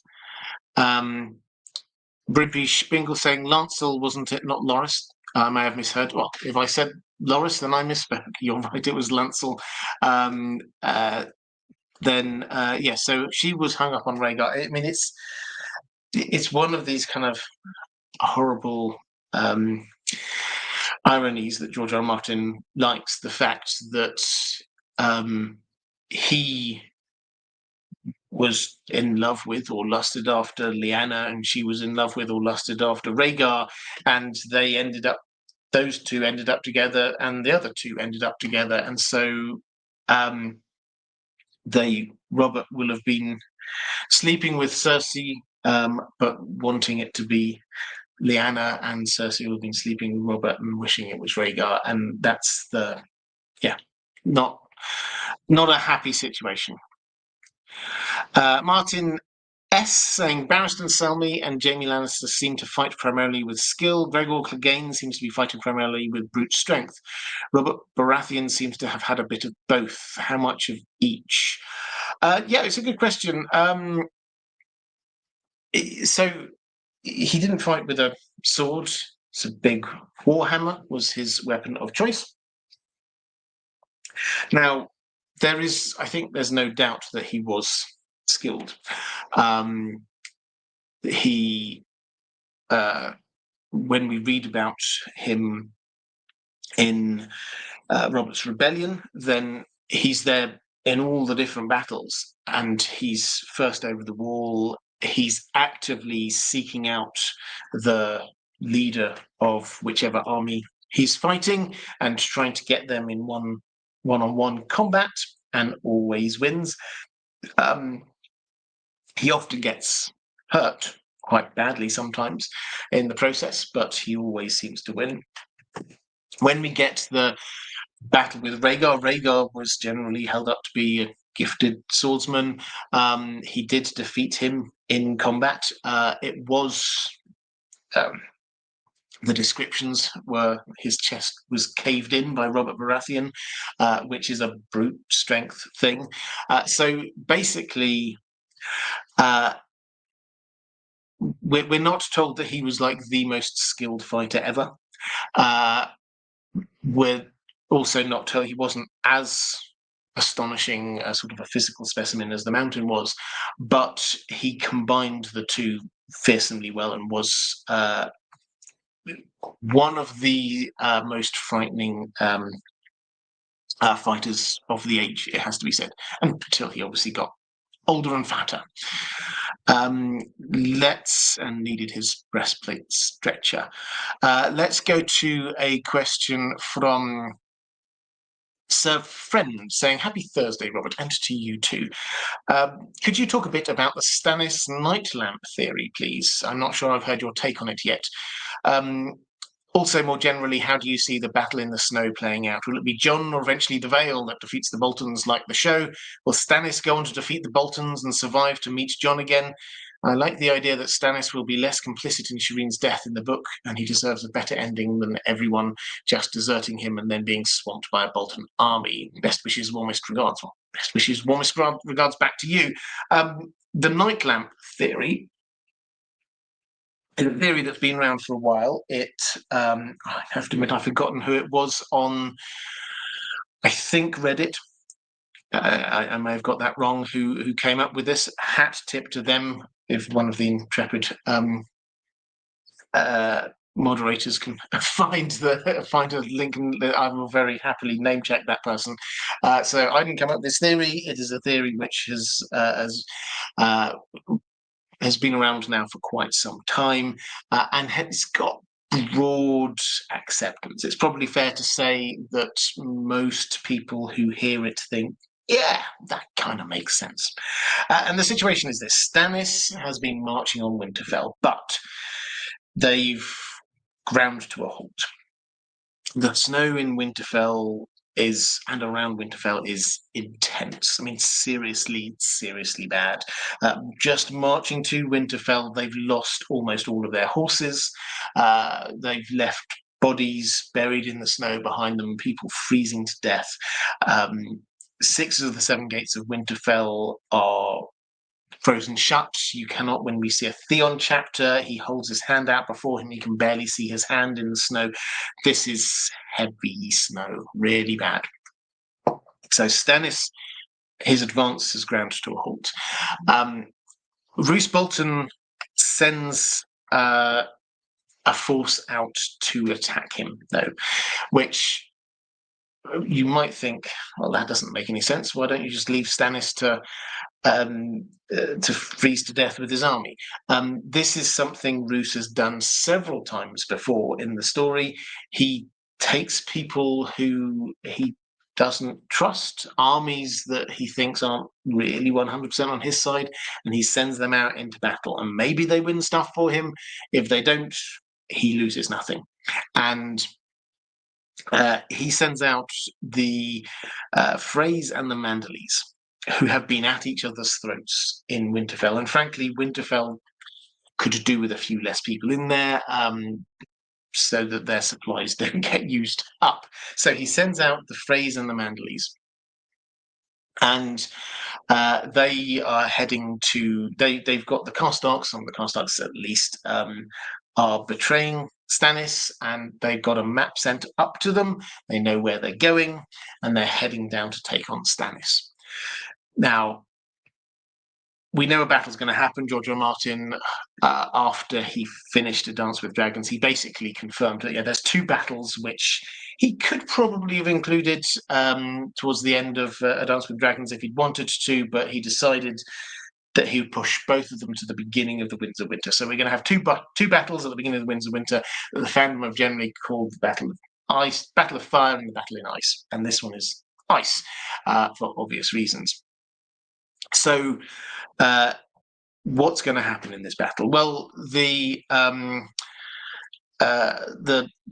Stannis night lamp theory is, and there's a whole lot more depth to this you can go into, but it's basically set around this idea that where they are, where the camp is a crofters' village. We're told it's quite small. There's a longhouse, scattering of buildings, a sort of a watchtower with a fire on the top of it, and on either side, crucially, there are these lakes. In one of the lakes, there's an island with a weirwood tree. Now, what we know is that Stannis is very happy for this army to come and attack him. He basically says, "Bring it on." And he's smiling. And the amount of times that you actually read that Stannis smiles, this is something he's got a plan. He's clearly got a plan. It's not that he just thought, I could do with a battle. He's got a plan for how to defeat this army. And we know that they've been going out and they've been carving holes in the ice, ostensibly to be of these lakes, ostensibly to be trying to catch fish. But we also know that you can't really see what's going on because of all the snow. We see Asher's POV, and she goes out and she walks just 10 yards, 10 meters, and can't even see where the village is, other than the light at the top of that town, the flame. And the theory is that what Stannis is going to do when he finds that this army is approaching is he's going to move that flame to somewhere else to guide them, so they will think, I know where that is. I've seen that on the map. And they will be heading towards that, thinking they're going between the two lakes to attack the Crofters' village, but actually they're going to go out onto the lake where the holes are, and then he's going to sort of send catapults of rocks in there, smash the ice, and they're all going to fall down into the ice. There are many layers to this, but that's basically it, and how Stannis is going to win. We already get what you could call a little bit of foreshadowing of this, is that this did already happen in a very small way just outside Winterfell. As those armies were coming out, some of the Freys were on their horses, did fall into another ice trap where there were some holes dug and they didn't see them and they fell into them. So that's the night lamp theory. It makes sense to me. I mean, I don't think there's much I'd wish to add to it. I think there's a reason why this has become a popular theory among the fandom, is that, that explains why Stannis is feeling so confident. It explains what they're doing with the holes. It explains that there's various times before when you can see this idea of the light. Stannis and Davos have used their experience of being on the seaside. That's called Storm's End, the seaside. There are storms out there, and you use lights to guide you through, like a lighthouse, obviously, and unscrupulous people move those lights, and Stannis, this gets name-checked a couple of times, Stannis is definitely aware that that happens at sea. Why not do it on land? So it all adds up. I like it. It seems quite sensible. One other element to this I would just add in is that the Manderleys and the Freys, having headed out together in one army, the Manderleys hate the Freys, absolutely loathe them, and they're going to turn on the Freys at some point. So the only thing I would say is I don't think this is going to go quite as cleanly and clearly as they might expect. Whether the Manderleys also, some of them might also get caught up in this, we don't know. But in any event, I think the plan will work. I think that Stannis will defeat the Frey army, but they're still going to be in the middle of this massive snowstorm and going nowhere. So what actual advantage have they gained? Not much. Now, beyond that, I think that he will probably then have to, he can't advance. And this is the point at which we then need to say, how is this weather going to be dealt with? Now, the videos, I always spoil videos I'm coming out with, but the videos I'm coming out with on Winterfell will put forward the position that Winterfell is broken. And part of Winterfell, with the absence of the Starks, the magic surrounding it has been broken. And with that comes winter. So that's a working theory I've got going on there. So you could solve this problem by putting a Stark back in Winterfell, but the Starks are nowhere near Winterfell. The best chance you've got is Rickon, who Davos some months earlier did go and try and find, and presumably has found and is presumably going to bring back. So it's possible that that might ease the weather if Rickon gets brought there. But much more likely I think, that this is what is going to be the inspiration for Melisandre sacrificing Shireen, which we've been told is going to happen. And on the show, it was for this reason, that it was bad weather, very wintry, and Stannis just needed help getting to Winterfell. That didn't have as much impact, I think, on screen, because there wasn't much snow. There was some snow there, but it was nowhere near the levels of snow that we're seeing in and around Winterfell in the book. In the book, the snow drifts against Winterfell's wall are now 40 feet deep. That's about 12 meters. Huge snow drifts, and it's getting worse by the day.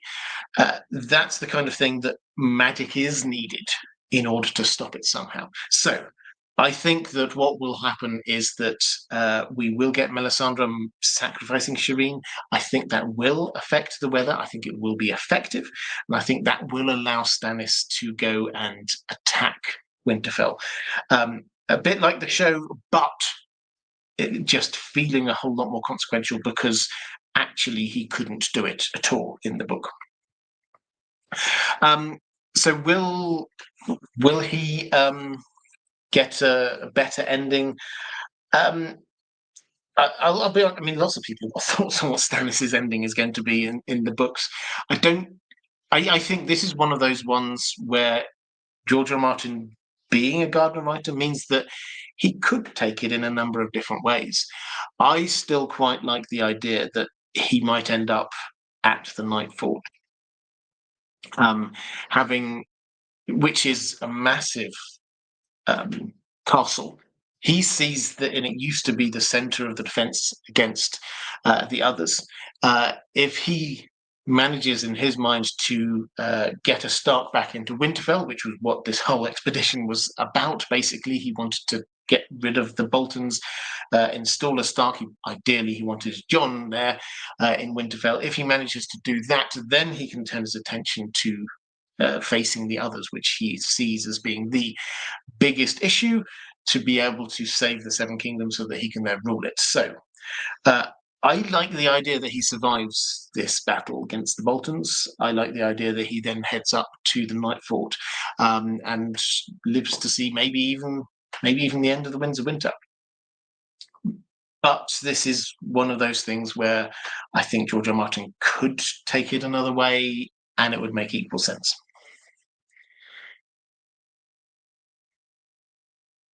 Auntie Slayer, can you speak to the causes of the contrasting personalities, morals, and values of the three Baratheon brothers? Thank you, and the mods for all you do. Yeah, very happy to. So,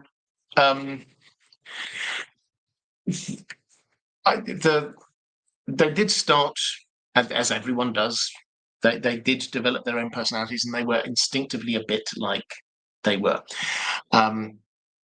But they were all affected by the loss of their parents at a young age. You do have to remember, all of them, they're part of the 1%. They are the absolute elite. All of them have had everything they ever want in life all the way through.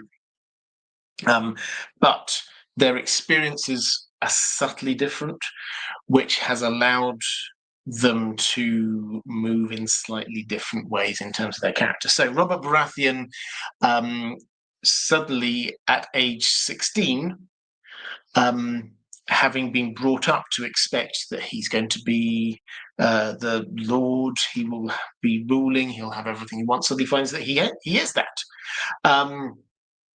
And he therefore just becomes more of who he is. He finds that he excels in tourneys, not jousting, but actually in the melee bit of tourneys. He finds that he doesn't actually need, even though he's now got responsibility, he can just ignore it and just carry on drinking. And that seems to be where he goes. There are no consequences for him. He succeeds. He's capable. And this is, I think, a point that is often overlooked with Robert Baratheon, because we just see him like towards the end.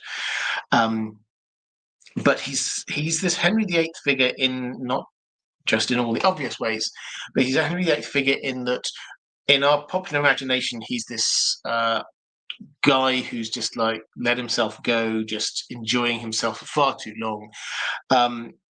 In his younger days, he was driven.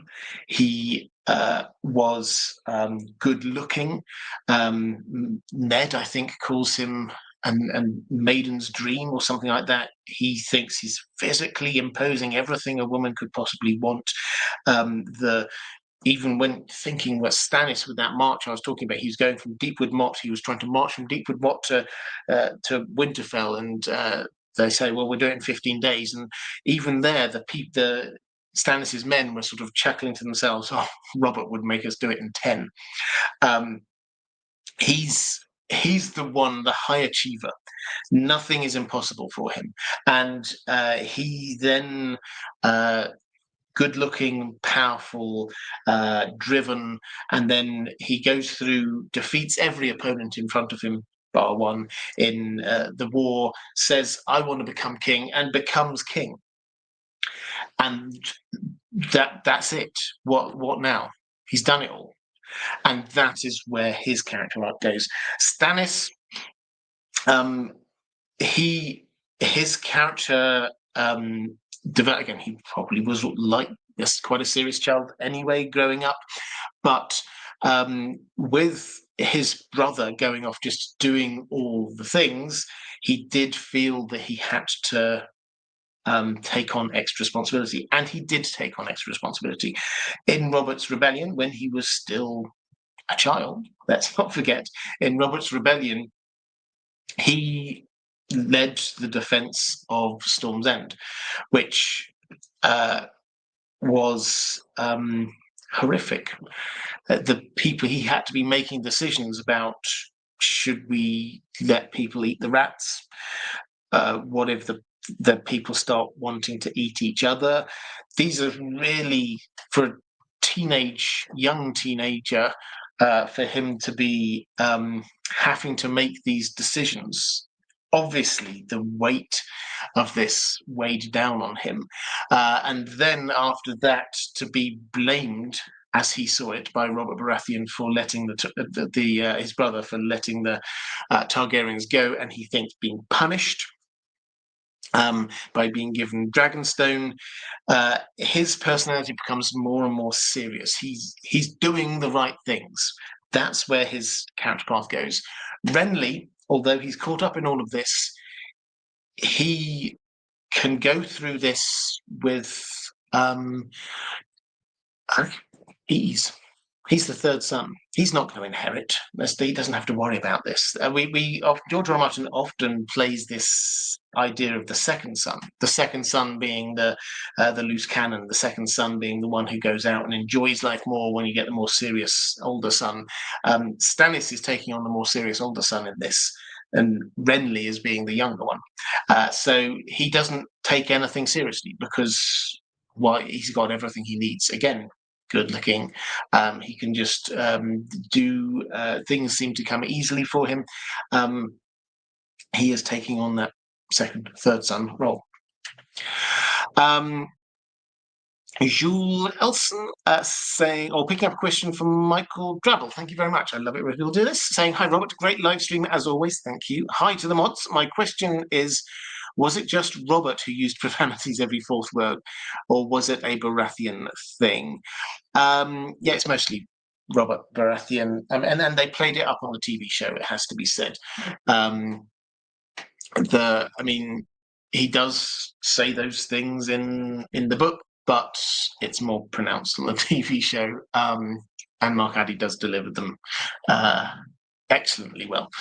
But yes, Stannis doesn't really swear, and you get the impression that, I'm trying to think of it rather, whether Renly swears or not, but you kind of get the impression that it doesn't really bother him at all one way or the other. It's not an issue for him. Charis Ballerina. The sacrifice of Shireen is clearly meant to parallel the sacrifice of Iphigenia by her dad in the Iliad. Once back from war, her mother killed her dad in revenge. I think Stannis goes out when someone avenges Shireen. That's quite interesting. Also, I will bow to your superior knowledge of the Iliad, which I suspect will have been obvious from my poor pronunciation there anyway. But I do, yes, I do buy into this idea of revenge and somebody getting revenge. And Davos, on the TV show, he blamed Melisandre 100%. All the hints from George R. R. Martin is that this is going to be more driven by Stannis in the books. Now, how that happens, I don't know. Whether he has to give an order from afar to her or something like that, do whatever you need to do, sacrifice whoever, I don't know. But all the indications are that he has more of a direct impact on this in the books. Davos could take this personally once he finds out what's going on. Jon, similarly, could take this personally. Don't forget that what Jon has already done is do the baby swap for the very reason that he is trying to protect them. When we say the baby swap, this is swapping over the babies of Gilly's baby with Vance's baby, basically, for the idea that Melisandre would want to be using what she sees as king's blood there, and if he gets that baby out, then that will not be in harm's way from Melisandre. So he's already used subterfuge to try and prevent a child being sacrificed by Melisandre. And if he discovers that she has done this anyway, then I can well imagine that he's not going to be very happy with this, particularly if, as is my working theory, I'm not going to go into all of it right now, particularly if the sacrifice of Shireen is part of the thing which brings him back, thaws out his body. Okay, let's go to Jay asking about the Baratheons and Targaryens before the Stormlands. I think I've covered that one already, but do I know of any real-world historical settings that the Stormlands are alluding to? It's an interesting question, and I think the answer is no, as in George R. R. Martin has not officially said, oh, this is the inspiration for that. He has a lot of places. He has sort of said what inspirations are for various different places. Actually, well, I remember it on one of his more recent blog posts, perhaps his most recent, unless he's done one since I last saw it. He's going through when he took a month off and he came over to the UK and, to quote Tolkien, the hither parts of Europe. He was in Amsterdam, and he talked. It seemed like he had a really good time in Amsterdam, it has to be said. And he says he's been to Amsterdam before. He says, just as an aside, that he's never been to Venice, but he has been to Amsterdam. And Amsterdam, if you've never been there, wonderful city, also very canal-based. And so he says, when we're thinking of Bravos, actually, probably in my imagination, it's more thinking about Amsterdam than it is Venice. There are some Venetian, he says, like the Doge, for example, and the Sea Lord. There is some inspiration from Venice there. But in terms of sort of like in his mind when he's thinking about it, probably more Amsterdam. So that's a digression off into an example of when George R. Martin has told us a specific bit of inspiration. I don't think, and feel free in the chat to contradict me on this one, but I don't think that he's ever specifically said, oh, the inspiration for the Stormlands was such and such a place. I've seen some suggestions that this might have been the kind of the martial history might be sort of reflective of maybe eastern parts of Germany during the Middle Ages, or what we now think of as Germany, sort of Germanic nations, which sounds entirely plausible to me. And also, if you kind of looking at it I was showing you the map with the sort of how it sort of vaguely fits onto England, then the bit sort of south and east of England, then you're talking about Kent and the kind of certainly the White Cliffs of Dover and things like that, where you have these huge cliffs and sort of waves crashing against them.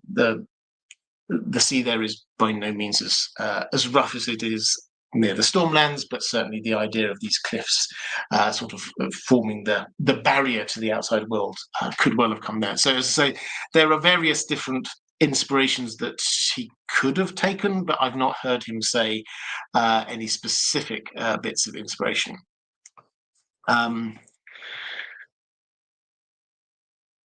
Let's have a quick flick through in the chat in case anybody has said anything. Andrew K saying, yes, they're often multi-sourced, multifaceted, and he makes them his own.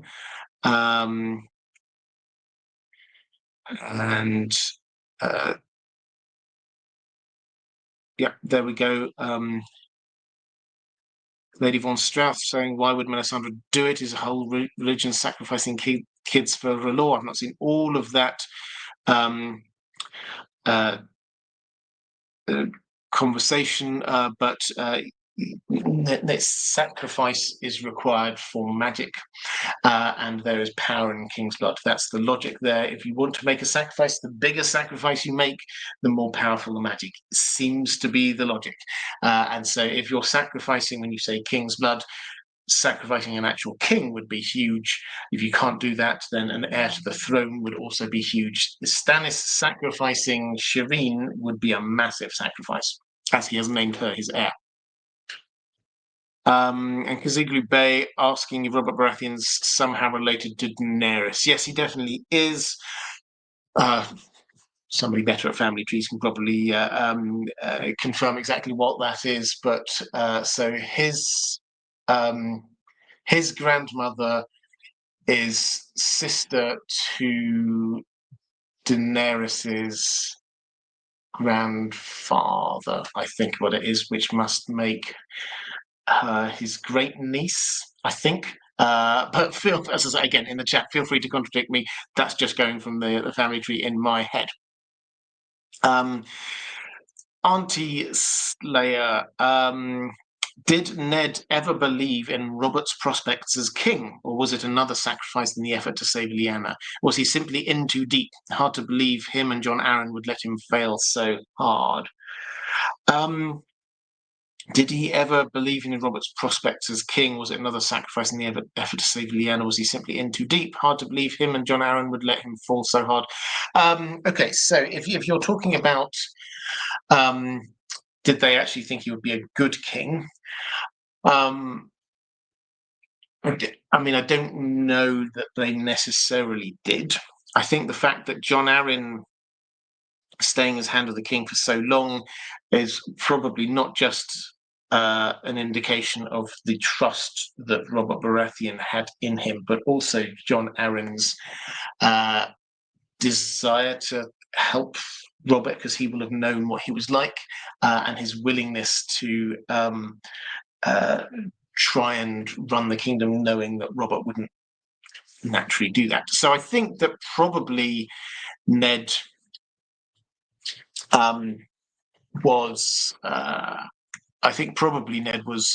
very aware, definitely Ned was very aware of Robert's failings as a person, and therefore what that would have been like as king. And I think that he was willing to allow that to happen so that he could make the getaway to head up north, because it's not just a sacrifice to sort out the Lyanna thing. He was scarred by the whole thing. Ned was absolutely scarred by it and wanted to get away from the south and just stay up north. I hope that's the question you were asking. Anyway, let's go to Noah Holland saying Ned faked the whole falling out. He was greatly disturbed by what happened to Rhaegar's children, no doubt, but he left to protect Jon. Yeah, it's interesting. So the way that this played out was that when we get the Lannisters arriving, Tywin Lannister arrives, and the Rhaegar's two children are brutally murdered. Then Tywin presents them to Robert Baratheon, and basically here's an offering to show you how loyal I am. I have kind of ordered these deaths. He never says it quite like that, but that's the clear implication. And Robert Baratheon just kind of like nods and goes, good, okay. And Ned gets angry. The question is, and he gets angry with Robert and then storms out, heads down to Storm's End, finishes that bit of war, and then heads off to the Tower of Joy. Now, was that completely made? Did Ned confect that anger? Well, I think you're right. He obviously would have been angry about what happened. I think also I don't think it's a sort of either or thing. I think that he saw very vividly what would happen to Rhaegar's child, Lyanna's child, if she had one. Now, whether by then he knew that she was pregnant or was due to have a baby, we don't know. We don't know the exact point at which Ned got all of this information, but he certainly will have to have been aware of the possibility, even if the whole thing was right and Rhaegar had abducted her. Then there was a fair chance that she might have become pregnant. So I think he will have been very aware for his family's sake and will have been angry on behalf of his family. And we saw that again later in the main story when Robert Baratheon is there trying to sign off on the assassination attempt of Daenerys, and Ned storms out.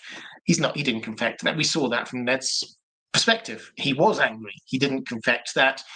So this clearly is something that is personal to him. So I wouldn't say it's an either-or situation. I think it's a really interesting point you make. But I personally, I think that there's a sort of a centre ground where they both interact. Let's go to a question from Zakalot saying, "Bonjour, Robert. Bonjour to you.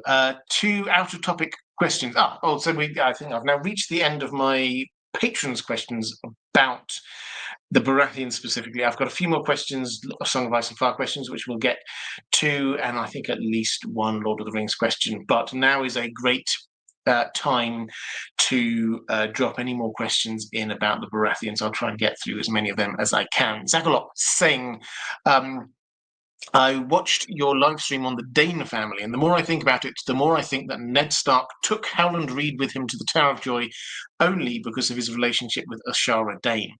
Even if we know he needed friends who he could trust for this mission, Howland was not known for his fighting prowess, so his best use was to neutralize Arthur Dane, and I suspect that Howland managed to stop Arthur from killing Ned by using his relationship with Ashara. Secondly, could you consider making a live stream on the sellsword companies?" Yeah, that's a really good idea. I will add that to the list. But as for why he brought Howland Reed, well, the makeup of that group he took with him, well, I've got them listed here. So we've got Howland Reed, Willem Dustin, Ethan Glover, Martin Cassell, Theo Well, and Mark Griswell. Now, they were chosen clearly not just for martial prowess. As you say, Howland Reed was not a fighter. Also, Ethan Glover, you may or may not know, but he was one of the people who, way back at the beginning of all of this, when Brandon Stark charged down to King's Landing and demanded to see Rhaegar, because he says Rhaegar had abducted his sister. He goes down with a bunch of other people who happen to be hanging around with him, and they all get captured and put into jail and put into the black cells. And Aerys, the Mad King, then calls on their fathers to come. And they all do turn up. And then he kind of like kills them and their fathers at the same time. Now, we know what happens. Rickard Stark comes down and with Brandon, and the Mad King comes up with a horrible way to be killing the two of them. And similar deaths happen to the others, except for Ethan Glover. Now, why not Ethan Glover? This is pure pragmatism, or pragmatic answer is the fact that the other people who came down with Brandon, their fathers lived relatively close, or at least not too far away. The Glovers are in Deepwood Motte, which is right up in the northwest bit of the north, and that would have taken them months to get down. So they didn't reach, even if Ethan Glover's father had set off, by the time he'd reached halfway, then the war would already have started. So Ethan Glover, one of the 6 that Ned took with him, Ethan Glover had been in the black cells for about the last year to 18 months. And he was just a squire at the time, not exactly somebody who was in tip-top shape, and not exactly somebody who you would think, oh, here's somebody who's a great fighter. He was there because he was in on this from the start. Howland Reed, Ned trusted. Martin Castle, we know that Castle's with Jory is there. Ned trusts him completely. Roderick Castle, they trust. The Castles are as strong allies as the Starks have. So at least 3 of them are picked for the pure already in it and loyalty. Theo Well of the Wells, they're one of the effectively the Northern Hill tribes that are from the far north, so they're not involved in any kind of politicking whatsoever, and they're again very loyal to the Starks. The other 2 probably were picked for because they cared about Brandon, but also for being good fighters. Lord William Dustin and Sir Mark Riswell, good fighters. So Ned did seem to pick this kind of combination of people he could trust, but also some people who could fight. I very much agree that part of the reason why Howland Reed was there was because of his connection with the Shara Dane. But if that's new to you, then that's a whole other area and we can come back to another time. Charis Ballerina, is Donal Noy's steel, iron, and copper assessment about the Baratheon brothers accurate? He hadn't seen them since Renly was 3. Also, would a Valyrian steel warhammer be too light to be effective in battle? Right, okay, so 2 parts to that. Donal Noy is up at the wall, and he was the blacksmith at, I think it was Storm's End. So he knew the Baratheons when they were younger, and he said that they were steel, iron, and copper. I can't remember the exact justifications he gave for each of those different things, but that was the kind of the feel. Is it accurate? Well, it's his way of understanding them, is my take. But Robert Baratheon, as I've said earlier, he was in his prime. He was a force to be reckoned with. Stannis is iron. Yeah, he's strong, solid, useful, but not as spectacular. And copper, I suspect that's quite a derisory term for Renly. But yeah, he didn't know them as adults. So is it fair? Probably not. Is it a reasonable assessment from somebody using their area of expertise? Yeah, fair. And would a Valyrian steel warhammer be too light to be effective in battle? It's an interesting question, and that's the kind of thing that I would want an expert to tell me about. Valyrian steel is lighter, but it's also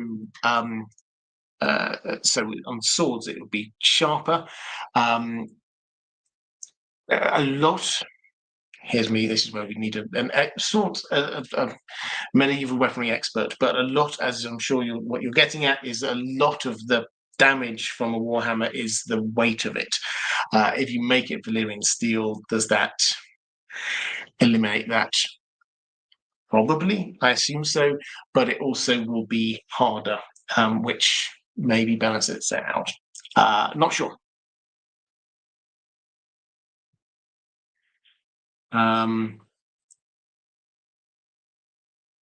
Charis, agree Weirwood suggesting it could be hollowed out and filled with lead shot. Wow, yeah, so you can keep the weight in there as well. Okay, so let's go to a question from Alfad, saying, you have a theory that Rhaegar's supporters in the court were systematically eliminated after the Battle of the Trident, while Aerys is survived. Do you think Robert did it on purpose? Somehow I think this is too subtle for Robert. Someone else must have guided him. Well, I'm not entirely sure which theory you're talking about there. What I have said a few times is, which might be what you're thinking of, is that all of those who were closely associated with Rhaegar died or disappeared during the war or immediately afterwards.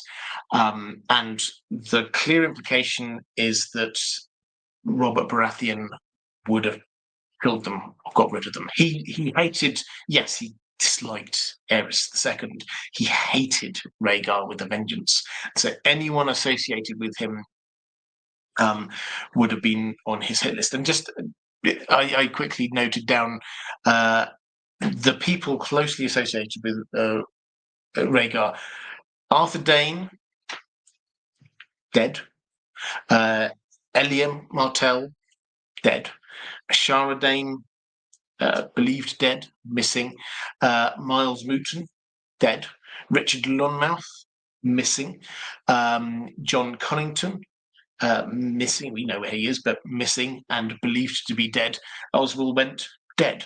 So everyone surrounding Rhaegar was gone. And the point I've tried to make a couple of times, perhaps successfully, perhaps not, is that the Danes will have been very, very aware of that. They will know that they, more than any other family in all of the Seven Kingdoms, were closely associated with Rhaegar. And if Robert Baratheon's gaze fell on them in his early days of anger with Rhaegar and what happened, then he could very easily wipe out their family. It was an existential threat for them. Certainly, there was no chance that Arthur Dane, or I suspect Ashara, given that she was so closely related or associated with Elia, neither of them, I suspect, would have been allowed to live. So I think that's what you're talking there. So it's not so much that Robert Baratheon personally went out and eliminated all of them. I think it's just that a lot of them died as a part of this war, and some of them realised, well, I probably should go into hiding. And I think the ones that realised that are Richard Lonmouth, who I've said this is a theory that comes from Lady Gwyn from Radio Westeros, excellent podcast if you've never come across it. Her theory is that Richard Lonmouth is Lemon Cloak.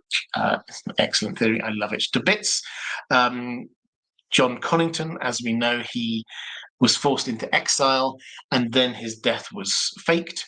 And then Ashara Dane, who was reported as having thrown herself off the top of the highest tower in Starfall, but in reality, I think she's hiding out in the next. So my general take is that those who were in that group looked around, who survived, looked around and thought, I need to disappear. Okay, let's go to a question from Lady Vaughan-Strauss about the North in general, saying, while a modicum of magic is sprinkled throughout the Seven Kingdoms, where the Seven are worshipped, the North, with their adherence to the old gods, appears to be absolutely rife with it. Is this a true reflection of the amount of magic in Westeros, or is this a misconception based on religious viewpoints? Basically, is the North what historians refer to as the Celtic fringe and the people to whom we attribute most folklore and magical superstitions today? Or does this particular fictional fringe truly possess more esoteric magical knowledge than everyone else? Okay, well, it's an interesting question. So the magic, again, at some point I will do a overarching theory of magic video, but there's a difference, I think, between magical beings and magic that some people can do because they're born with it, and magic that some people can do because they study it, or they're doing it through their religion or something like that. By which I mean we've got magical beings like the children of the forest, dragons, etc. There's nothing specific about the North that means that there's more of them than elsewhere, other than the fact that they specifically were worked out everywhere. The children of the forest, the giants wiped out, except possibly in places like the Isle of Faces, except possibly hidden away in a few underground places here and there. The kind of magic that you can do because it comes natural to you, this is like the green seer magic, which has passed down the generations, and that does seem to be with for the First Men, who are in the north, and also a few of them further south. Now, is this does this mean that it's more magical in the north? That the people may well be more magical than in other areas. It's very noticeable. Actually, I'll come on to that in a moment. The third thing about the stuff from your religion or that you've learned, there is magical stuff. So wildfire is, we're told, magical. It is more, the pyromancers specifically ask Tyrion, are there any more dragons around? Because we're finding this really easy to make this wildfire nowadays. That's connected to magic. So that's a skill, a thing that they've learned. There definitely are magics involved in worship of the Red God, potentially. The Faith of Seven, less obvious, but there are some examples where it could well be there. But it is very noticeable that in Book 1 of A Song of Ice and Fire, George R. R. Martin sets this out to be low fantasy. He sets this out to be, yes, the prologue, heavy on the magic, the ending with the dragons appearing, heavy on the magic, a chapter with Bran where he has the dreams, heavy on the magic. Other than that, broadly speaking, there's no magic. And people, the situation within Westeros is that the people we're told who are wise scoff at the idea of magic. Maester Luwin, Tyrion, they scoff at magical creatures, people being able to do magic. This is just, it's not a thing that happens. Maybe it did once, but not now. Except, as you say, the fringes, the North in particular. There's an acceptance that, yeah, there are skin changes do exist, green seers do exist. So there's more of an acceptance and understanding that these things are still there in the North than there are in the South.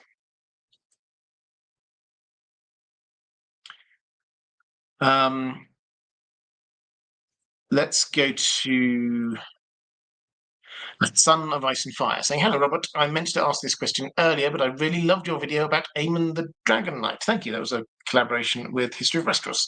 I know that one of the biggest plot points about him is whether or not he is the real father of Daeron II, but what I find really odd is how come no one, both in characters in A Song of Ice and Fire and in real life, seem to question if Daeron's sister Daenerys is his daughter. Why do you think that is? Do you think it's possible that she is his daughter? Well, it's possible. But the context clues suggest not. So it's entirely possible that they could have, Aemon and Daenerys could have got together for a last passionate night of love just before she was forced to marry Aegon, and the result was Daeron. She, however, got told after having children that she could, if she had more, then it would endanger her. And this is something that Aemon the Dragon Knight seemed to take very seriously. And he was like there begging, basically, his brother Aegon, just don't sleep with her because you're endangering her life. And if he was doing that, the implication, I think, has to be that he wasn't endangering her life himself, if that makes sense. So I think the answer is no. Everything we're told about them both is that they were very pious, and so and this is partly why he joined the King's Guard.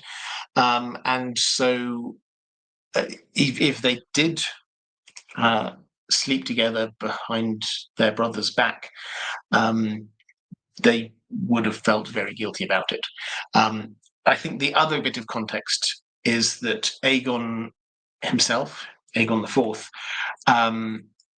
came out strongly saying, no, this person here might actually be a bastard, but not about anything else. So if he didn't argue it, then there's no reason, I think, to say that. Richard Mayer, thank you so much for the super chat.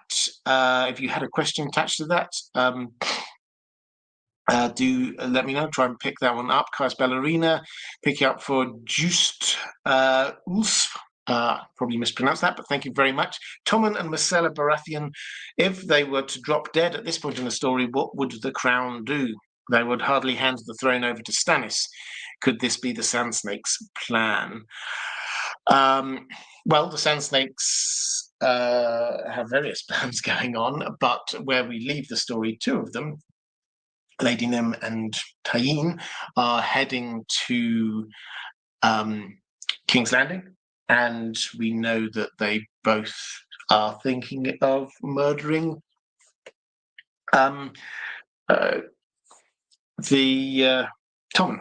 Now, Myrcella, part of the plan was to marry her into the Martells and then put her on the throne. So there's a lot of plans going on with the Martells at the moment, the Sand Snakes. So I think the idea is that they wouldn't want to kill her. If they both did die, what would the Lannisters do? Well, who is the crown now? It's really Cersei. And so I think you would see, and this probably will happen. Don't forget, this was the Maggie the Frog's prophecy, is that she'll have 3 children and they'll die, basically, said in a more poetic way than I did, but that was what it was. And so after, we will probably see this happen in the books, and I suspect that she will call herself queen. And that's just as the only, I say not the only Lannister left. There's quite a few sort of hanging around, but if Jaime's gone somewhere, she definitely wouldn't want Tyrion to be there. Her father's dead, her uncle's dead. She believes that she would make an excellent ruler, so why not?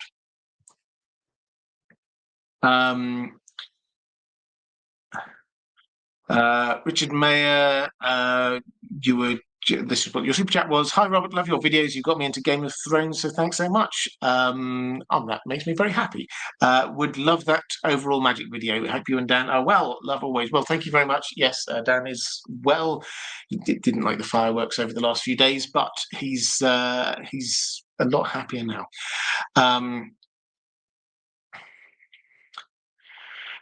Right, let's go to a question from Alhat saying, greetings, Robert. I forgot to pick up this question during the Martell live stream. Unlike the TV show, will Doran Martell live till the end of the book? If I remember correctly, his very first scene in the books is him watching overripened oranges fall into the garden. I thought that must be foreshadowing for him, like some other characters.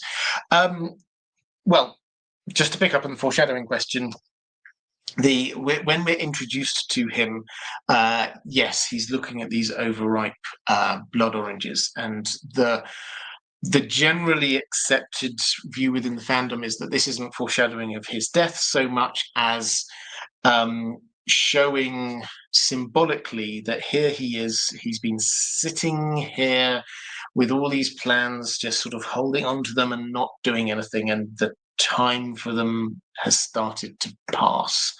They're overripe. He has to start doing something now. That is the imagery that it seems that George R. R. Martin was wanting to give us there. And sure enough, what you see in that chapter is he's there one after another. 3 of the Sand Snakes come to him and say, right, Oberyn's dead. My father's dead. We need to get revenge. This is how we should do it. And he shuts them down one after another. And then basically he ends up deciding, right, that's it. I'm gonna put them all under house arrest. Otherwise, they'll just go off and do their things. And that's the feel that we've got from him, is that he's not doing anything. He should be doing things. If he desperately wants to be getting revenge, if he desperately wants to be getting the Martells back into a position of power, he should be doing, but he's holding back. And that's what the overripe blood oranges imagery, most people think, means. As for will he survive, I mean, it's one of those ones. It's like Stannis, is that he could go either way. I don't think that George R. R. Martin has specifically got in his mind that he has to die.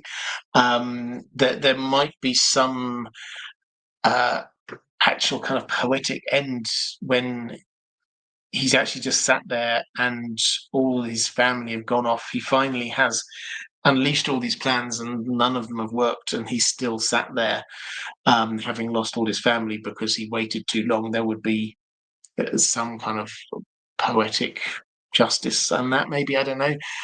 Certainly quite a dramatic literary end to it. Could he die? Well, yeah, of course, there could be lots of people who want to kill him. But at the moment, it doesn't look. I mean, there's no immediate threat. The threat, such as it is from the sand snakes around him, thinking he's holding them back, and now he has released them and unleashed them. So there's no immediate threat, but that doesn't mean that he will definitely survive.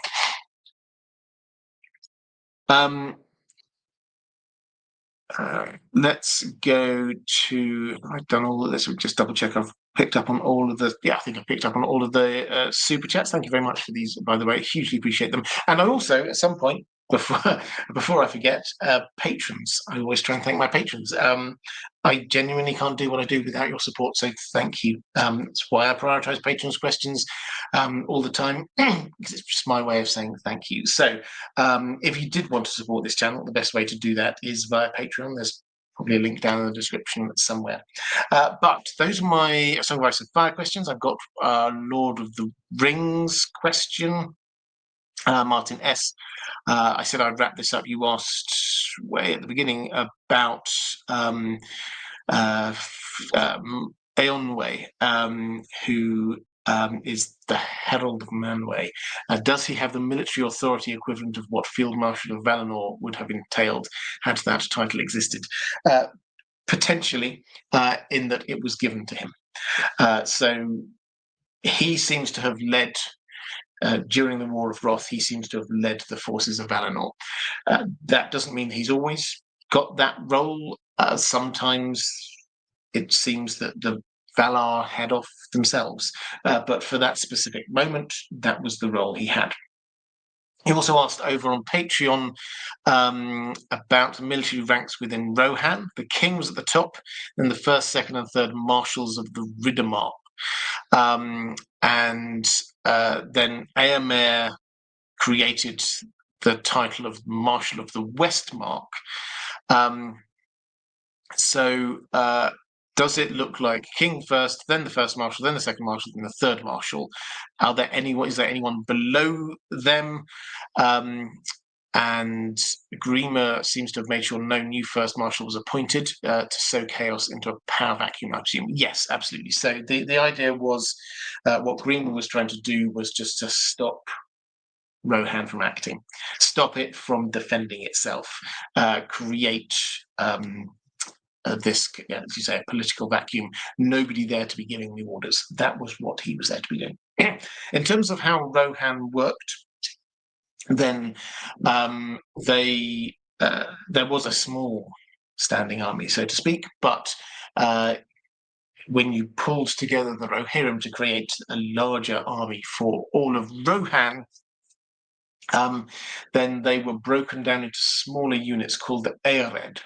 Now, we run into one of them. You remember when Aragorn, Legolas, and Gimli are sort of chasing after the hobbits. The orcs have taken the hobbits, and then Eomer finds them, and they just sort of circle around them.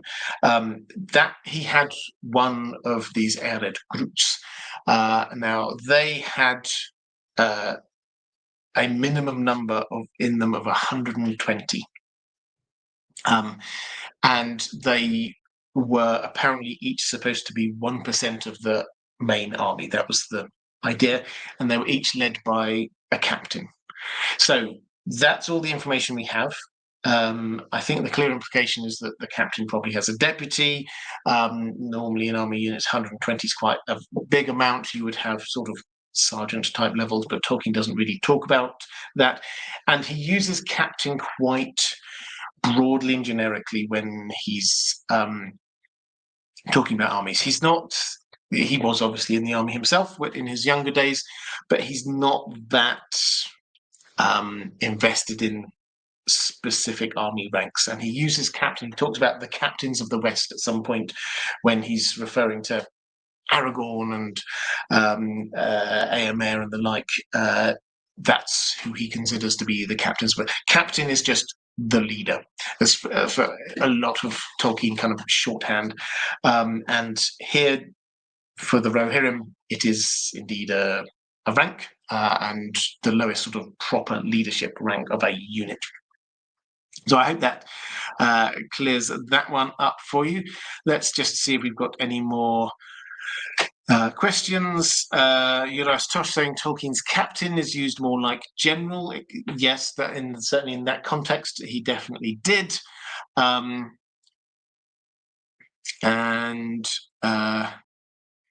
Wilma26 saying hello, lovely to see you all again. Thank you to the mods as always. Yes, you've arrived just towards the end. We're going to be winding up soon. But you did ask if we've discussed the Game of Thrones film news. Well, this came out a few days ago. I mean, I don't know whether it counts as news or not. This was something that HBO, Warner Brothers, do from time to time. They've got, and I've forgotten his name. There's a favourite journalist they often use. He wrote the semi-official book Fire Cannot Kill a Dragon about Game of Thrones and sort of the story behind Game of Thrones. Someone in the chat will remember his name. They often use him or a couple of other journalists as ways to just sort of leak a story and just to sort of see what people think. A while ago, they leaked a story about this. I say a while ago, a year or so ago, they leaked this story about they were considering doing an Aegon's Invasion film, or possibly Aegon's Invasion as the TV show next. And that just allowed them to sort of let it out there gently, not officially, and see how people react. Now, another one of these has appeared in the course of the last few days, and this was looking perhaps back to the Doom of Valyria and what happens there. There were a huge amount of caveats around this. This is still very early days. We haven't got anyone attached to it, no writers, nothing. And so I think we have to take this with a big pinch of salt, that at the moment this is an idea that they've got. There's no writer attached to it, means that they haven't written anything. So there's no showrunner. No showrunner has come to them and sort of like given them a pitch that they've bought into. So at this stage, we can't say huge amounts about it. I think what it's doing is it's sort of, and I think that article also suggests maybe other films as well, maybe films for after the story ends of A Song of Ice and Fire. And it's like, okay, at this stage, you're just throwing a few ideas out. One thing which I don't want to pour cold water on it, but this is a long way from being a fully fledged idea. What I would say with the films, though, is that they have clearly, this is now the second or third time that this has been floated as an idea, that, pardon me, we might not just have Game of Thrones as a TV show world.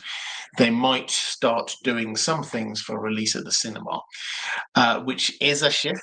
It's not somewhat, obviously, Warner Brothers do this, but it's not where HBO have been going in the past. And so I think that this shows the shift, as a shift in power, the way that Warner Brothers are increasingly driving the HBO agenda. What I would say, though, I mentioned, which has got me quite intrigued, excited even, I mentioned the George R. Martin blog post about his time in Amsterdam. And he went off talking a little bit about Braavos, which I mentioned earlier. But what he did in passing there say, and we did, of course, there was an idea a while ago about doing a TV show based in Braavos, but HBO decided against it. But he said, I might want to come back to that. which was an interesting turn of phrase, because it's like he's not saying they might want to come back to that. He's not saying HBO might think, oh yeah, actually, let's do that after all. He's saying he might want to, which seems to imply that in his mind, he thinks there's scope there maybe for a story. So do not be surprised, and I know everybody's reaction when I'm saying this. I do believe he is slowly writing The Winds of Winter. I believe he is also slowly writing Fire and Blood Part 2, Blood and Fire. I believe that he does also wish to write some more Duncan Egg stories, but I think we can add this to his list of things he's just had an idea about, and perhaps when he's finished The Winds of Winter, he might turn his mind to. So maybe this could be a novella.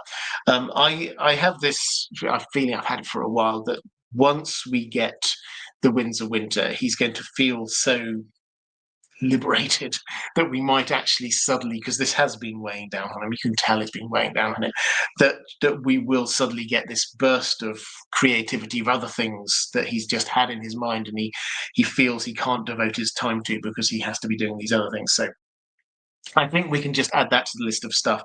He did used to, if you remember, it's got subsumed up into things like The World of Ice and Fire and Fire and Blood. But he's 3 times he's written a novella, a history novella of his world, the Targaryens. And so that's clearly in his mind as a way to sort of introduce an interesting bit of his world.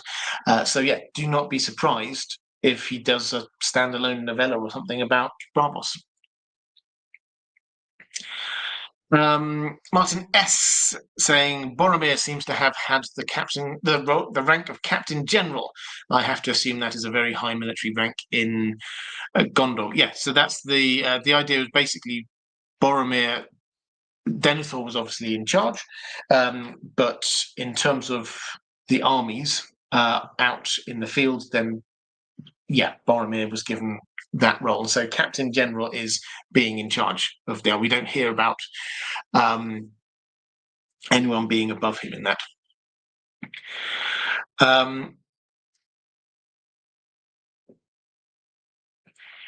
Our Parsnark's saying it's already November, so I assume we'll get a year-end update from George R. Martin at sometime soon. Yes, although his year-end, I mean, for those of us who are aficionados of the Notablog will be very aware of his habits. He will, I'm sure, finish off telling us what's been going on his. This is now months ago that this happened, but his trip around Britain and Europe after. So he's already told us about Northern Ireland. Then he's been to Amsterdam. He will presumably also tell us about London, and he went to Oxford briefly, and then he went up to Glasgow. So I suspect we'll get blog posts on all of those things. What he does, for those who don't keep track of these things, he does tend to do, and he doesn't sort of call it officially, this is my end of year review, but he does roughly, last few years it's been towards the beginning of the year, sort of January, February-ish time, he does give some sort of an update on where he's at with stuff. So yeah, I think we can probably expect that, but I wouldn't necessarily expect that before Christmas. And there are so many other things that he may want to be talking about. So he may at some point wish to be talking about House of the Dragon. He will obviously at some point want to be talking about Duncan Egg in more detail at some point. Fingers crossed, the stage play he might want to be talking about. So there's a lot of stuff that he's got there that he might want to be talking about. But yeah, an end of year update would be fantastic.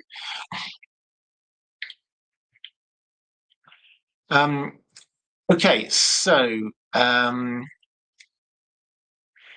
think what we will do now is we will say coming up tomorrow is in A Song of Ice and Fire video. What is it? Varys. Yes, Varys and the Little Birds. This is something that I've been this is another History of Westeros collaboration, but it's something we've been working our way through over a few videos now. Varys and his master plan. So we've got a Varys master plan video coming out, as well as after that, as well as Fagon. Who he actually is? He really will he become king? We've got a few of those videos coming forward, and I'm starting a series of videos on the North. We've been doing some sort of northern videos already, but specifically the Starks, Winterfell, what's going on there, and we're going to start that one off with why must there always be a Stark in Winterfell, and then we'll move into the Crits, which is one of my favorite subjects. Okay, so that's all coming up in the future. If you are moderators, thank you again. Thank you everyone doing super chats today, some fantastic questions today, and patrons, thank you as well. If you are wanting more videos like this, appearing somewhere around here a little bit later, if you're watching this back later, will be a link to other live streams that I've done appearing somewhere around here. There'll be a link to my Patreon page, which is the best way to support this channel if you wish to do so. Thank you so much, everyone. I've really enjoyed this one, and I will see you all same time next week. Take care.